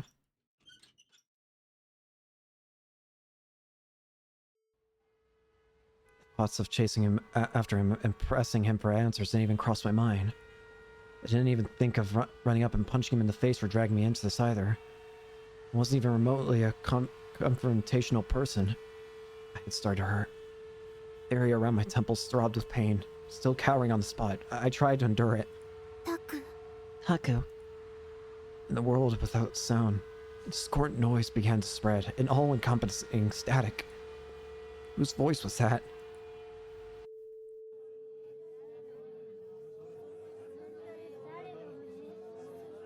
Don't look at me. Taku! I had previously just been a random, discordant mess of garbled static, gradually turned into a real voice. Someone gently placed a hand on my shoulder. You're in the way, assholes. What? The hell's your problem? Just these days. Could it be some kind of performance? Taku. While still trying to endure the pain of my headache, I looked up. Okay, hi! The demon girl, Rimi, was peering at my face as she stood over me. Eyes that were clear and full of life. Eyes that looked at me, and only me. Again, the girl had appeared out of nowhere once again. Can you walk? Here. She wrapped her hand under my arm and tried to make me stand up. I shrieked and shook her off. I came to my senses and looked around. I was still in the middle of the street, but it wasn't deserted anymore.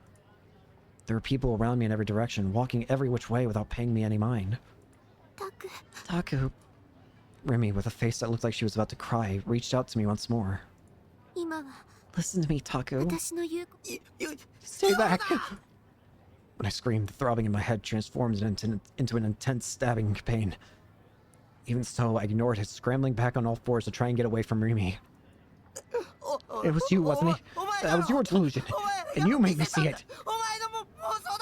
Controlling my mind, attacking my psyche. You fucking demon. Kill life's view with my sword.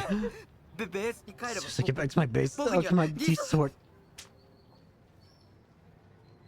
An abrupt impact ran through my cheek. It stung with pain and it began to heat up. She slapped me. She's going to kill me for once and for all. Scurrying back on all fours, I tried as hard as I could to escape with my life. But Rimi quickly grabbed my hand. With strength I never thought a girl could have, she pulled me toward her.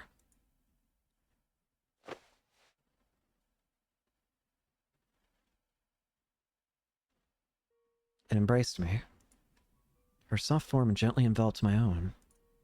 It was so warm. I could smell a tiny hint of sweat. Silky hair tickled the tip of my nose. Pull yourself together. With such an anticlimax, my whole body felt like it was about to give out. It's not safe for you to stay here. Her voice was slightly shaky. I couldn't tell if she was crying or not. Because the light's turning red. I was so confused. Was she not going to kill me? Why was she helping me? The hallucination from before, where all the people of Shibuya disappeared, it wasn't something she forced me to see? When I felt such a kind, gentle warmth, and she embraced me so innocently, it shook everything I had believed up until that point. Could it be that Sakihara Rimi wasn't actually a demon at all? Or was it foolish to believe that? What if this was just a cunning way to deceive me? Regardless, one thing was for sure. With Rimi hugging me, I felt an incredible sense of relief. I had no idea what to call such a strange sensation. Upon letting her go of me, Rimi put her face between her hands, then stared at me once again. Her eyes were slightly red. Please, Taku. Come with me. Okay? For some reason, I nodded. We were standing still, alone in the middle of the empty intersection. A number of people on the sidewalk, waiting for the pedestrian signal to change, were watching us closely. We could hear a few people laughing here and there. Many cars had their headlights trained on us, and we were starting to honk their horns. Rimi grabbed my hand tightly and started running toward the sidewalk. She pulled me along with her, and I followed. With countless horns blaring at us, we made it to the sidewalk. Rimi breathed a sigh of relief and stopped. What's going on? My hand was still in hers. Just being held in this way made my heart feel more and more at ease. I wanted to submit myself to this feeling. I wanted to stay like this forever. Rimi turned back in my direction. I'm glad you're okay. She smiled an incredibly happy smile. I didn't know whether it was real, an act, or what exactly it was. But... let go. Because I'd been so hostile to her until now. Because I'd thought of her as a demon until now. If I'd let her win me over like this, I felt like I'd ceased being myself. Sorry. She quickly let go of my hand. Anyway, you really gave me a scare. You're all huddled up in the middle of the road. I had no idea what I was going to do once the light turned red. I turned my back to Rimi as she started talking cheerfully. I walked off, pushing my way through the crowd of people. I'm going home. Okay, then I'll walk back with you. I know you're not feeling too hot. Her voice chased me from behind, but I shook my head in refusal. Taku. Cheerfulness from before had vanished from her voice. I felt terrible considering how much she had done to help me, so I... Thank you. Barely, just barely, managed to squeeze out those words.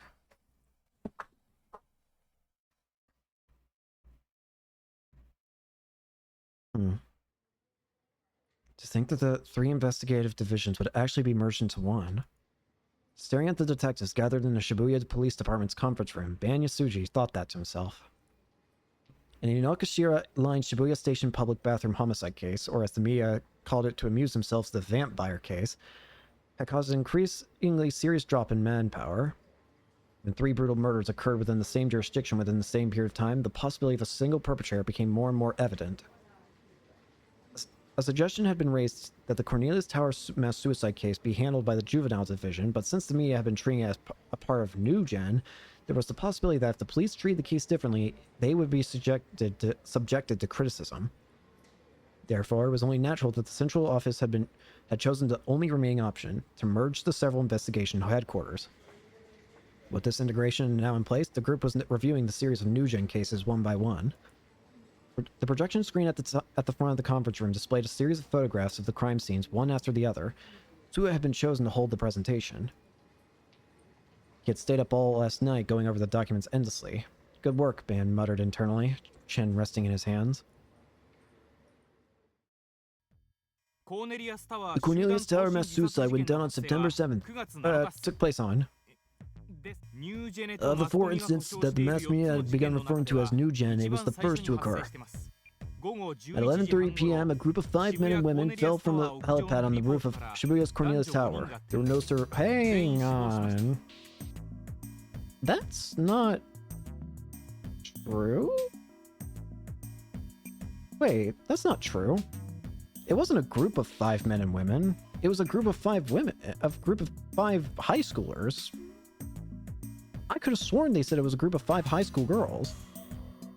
But now it's a group of 5 men and women? What? All 5 were underage high school students, 3 male, 2 female. Out of the 5, 2 attended the same school, while the remaining 3 each attended different schools.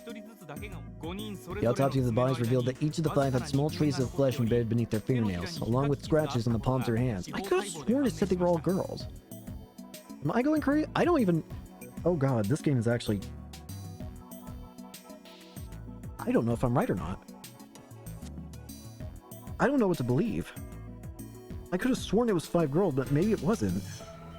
Was it? I could have sworn, but what if that was a delusion? But why would it be a delusion? Am I going delusional? I could have sworn it said there was 5 girls. Am I going crazy? From this information, we can assume that the 5 fell while holding hands. There's no sign of any suicide notes on the roof. It appears that the 5 victims all came together after school and headed to Cornelius Tower together. As for further proof that there is more to this incident than a mere group suicide, the roof of Cornelius Tower is off limits to all non-personnel. At the time of the incident, the door of the rooftop was locked, and none of the 5 victims' fingerprints were found on the doorknob. The key to the rooftop was not found among any of the 5 victims' belongings either. This suggests that someone other than the victims may have been present at the scene before and after the incident occurred. The investigation is proceeding under the assumption that the third party possessed the key to the door, locked it, and left before or after the incident. We have already conducted interviews of all Cornelius Tower Hotel employees, and nearly every one of them has an alibi. We are now in the process of interviewing the employees of the companies hosted in the tower. Currently, we have yet to find a motive for any of the 5 victims to commit suicide. For 4 out of the 5 victims, those related to them in some way, such as family members, friends, schools, teachers, and so forth, all declared unanimously that there was no reason for any of them to commit suicide. What about the 5th? The slideshow swapped to a picture of the 2nd case, the Shibuya Station undergrad and fetus homicide case. Next, let's discuss this case known colloquially as the man-child case. The incident occurred on September 19th, 12 days after the group dive incident. The first to discover the body was an employee of a karaoke box located near the scene. The body was found at approximately 5 a.m. The victim appears to be 21-year-old Konoe Chizuo, a third-year college student living in Shibuya Ward. The victim was already dead when he was found. The time of death is estimated to be around 1 a.m. on the 19th, about 4 hours before the body was found. The body's abdomen was unnaturally swollen and a fetus was discovered inside upon examination. The autopsy revealed that the victim's abdomen had been cut open while they had still been alive, and the fetus had been inserted inside. The fetus is believed to have already been dead at that point in time. The victim died after his abdomen was sewn back together. We found traces of thread being torn from the wound, leading us to believe he had been scratching at the sutures prior to his death. The fetus was found to have been developed for at least 8 months, which leads us to believe it was removed from the mother's body via C-section. The mother of the fetus has not yet been determined, and whether they are alive or dead is similarly unknown. Forensic analysis of the DNA has shown that the fetus and the victim are unrelated. To support this, the fetus's blood type is B, and the victim's blood type... Hey. What is up with this game in blood type B? This is what? The 5th time this has been brought up now? No, 3. 1, 2, 3. Yeah, I could have sworn this is 3rd. What's going on? Stop bringing up blood type B. What's happening here? Or 4. Wait, I don't know at this point. Maybe it was 5. Sua took a deep breath. He seemed exhausted from all the talking.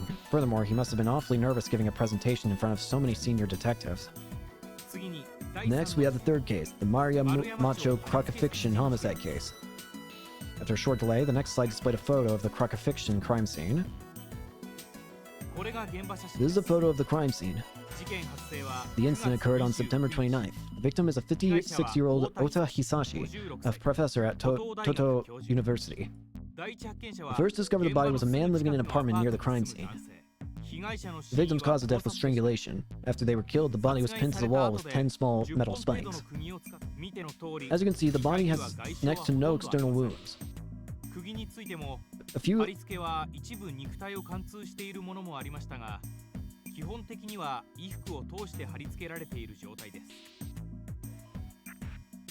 Okay, something's wrong here. No, something's wrong. This doesn't make sense. Hang on, what? No. Victim's cause of death was strangulation. After they were killed, their body was pinned to the wall with 10 small metal spikes. As you can see, the body has next to no external wounds. No, that's not at all what we saw. It was covered in spikes. It was covered in spikes. There was blood everywhere. This is wrong. What's going on here? So, what is... Wait. So which is wrong? Is Takumi wrong? Or are the police wrong? Which one's real? The media is referring to it as the crucifixion, the bloody rare steak, or other similar names, despite the fact there was no bleeding at all. Okay, what is happening? This doesn't make sense. This wasn't at all how it looked. This is a completely different incident at this point. This looks nothing like what it did before. The spikes are sold by the German company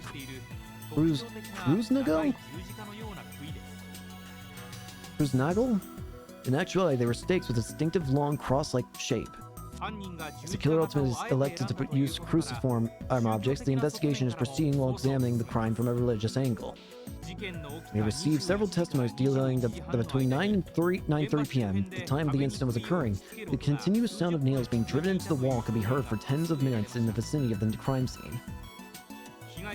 This victim's estimated time of death is at almost exactly the same time as this. We believe that the victim was likely killed right where the body was found, or somewhere near the scene. Wait, hang on. This is completely different from what we saw. I mean, it's similar, but it's not the same at all. Those stakes absolutely went into the person's body. It was covered in them. And you're saying you had a witness. Was it Takumi? But Takumi surely would have told you differently. What? No, you would have found it differently. What? Oh, something's wrong here. There's something wrong with these crimes. They're not matching up with what I think I know. I could have like the man-child case seems to be the same as far as I could tell. But the group dive and the crucifixion, they're completely different from what I have in my mind. For the group dive, I could have sworn it was 4 just labeled as 5 girls, not 2 girls and 3 guys or whatever the order was. And then for the crucifixion, no blood at all. Bullshit. There was blood everywhere. The guy was stabbed with about 100 different stakes. I'm worried to see what happens to the vampire one then. Is that one going to be different? In addition, although the statement may not be entirely credible, we have received testimony claiming that a female student from Suimei Private Academy was seen at the crime scene. No, this one also... Again, he got turned into a banana! This is a human banana! Lastly, there is the Inagashira Line Shibuya Station public bathroom homicide case, known colloquially as the vampire case. Whose eyes are those eyes? How do you even do this to somebody? What is this? The incident occurred on October 10th, and the body was discovered by a station attendant at around 5:30 a.m. The victim's identity remains unknown. There were no belongings left behind that may point toward their identity. The time of death was estimated to be between 10 a.m. and 6 p.m. the day prior. All blood had been drained from the body, and it was left in a state resembling that of mummification. As you are already aware, this photograph was taken by an unknown individual and was sold on an internet auction site about 15 minutes before the body was found. As he listened to Sue's explanation, Ban gave a light click of the tongue. Seems like death is what's in these days. What is going on? Chapter 3, Shogun. Chapter 4, B-Sword.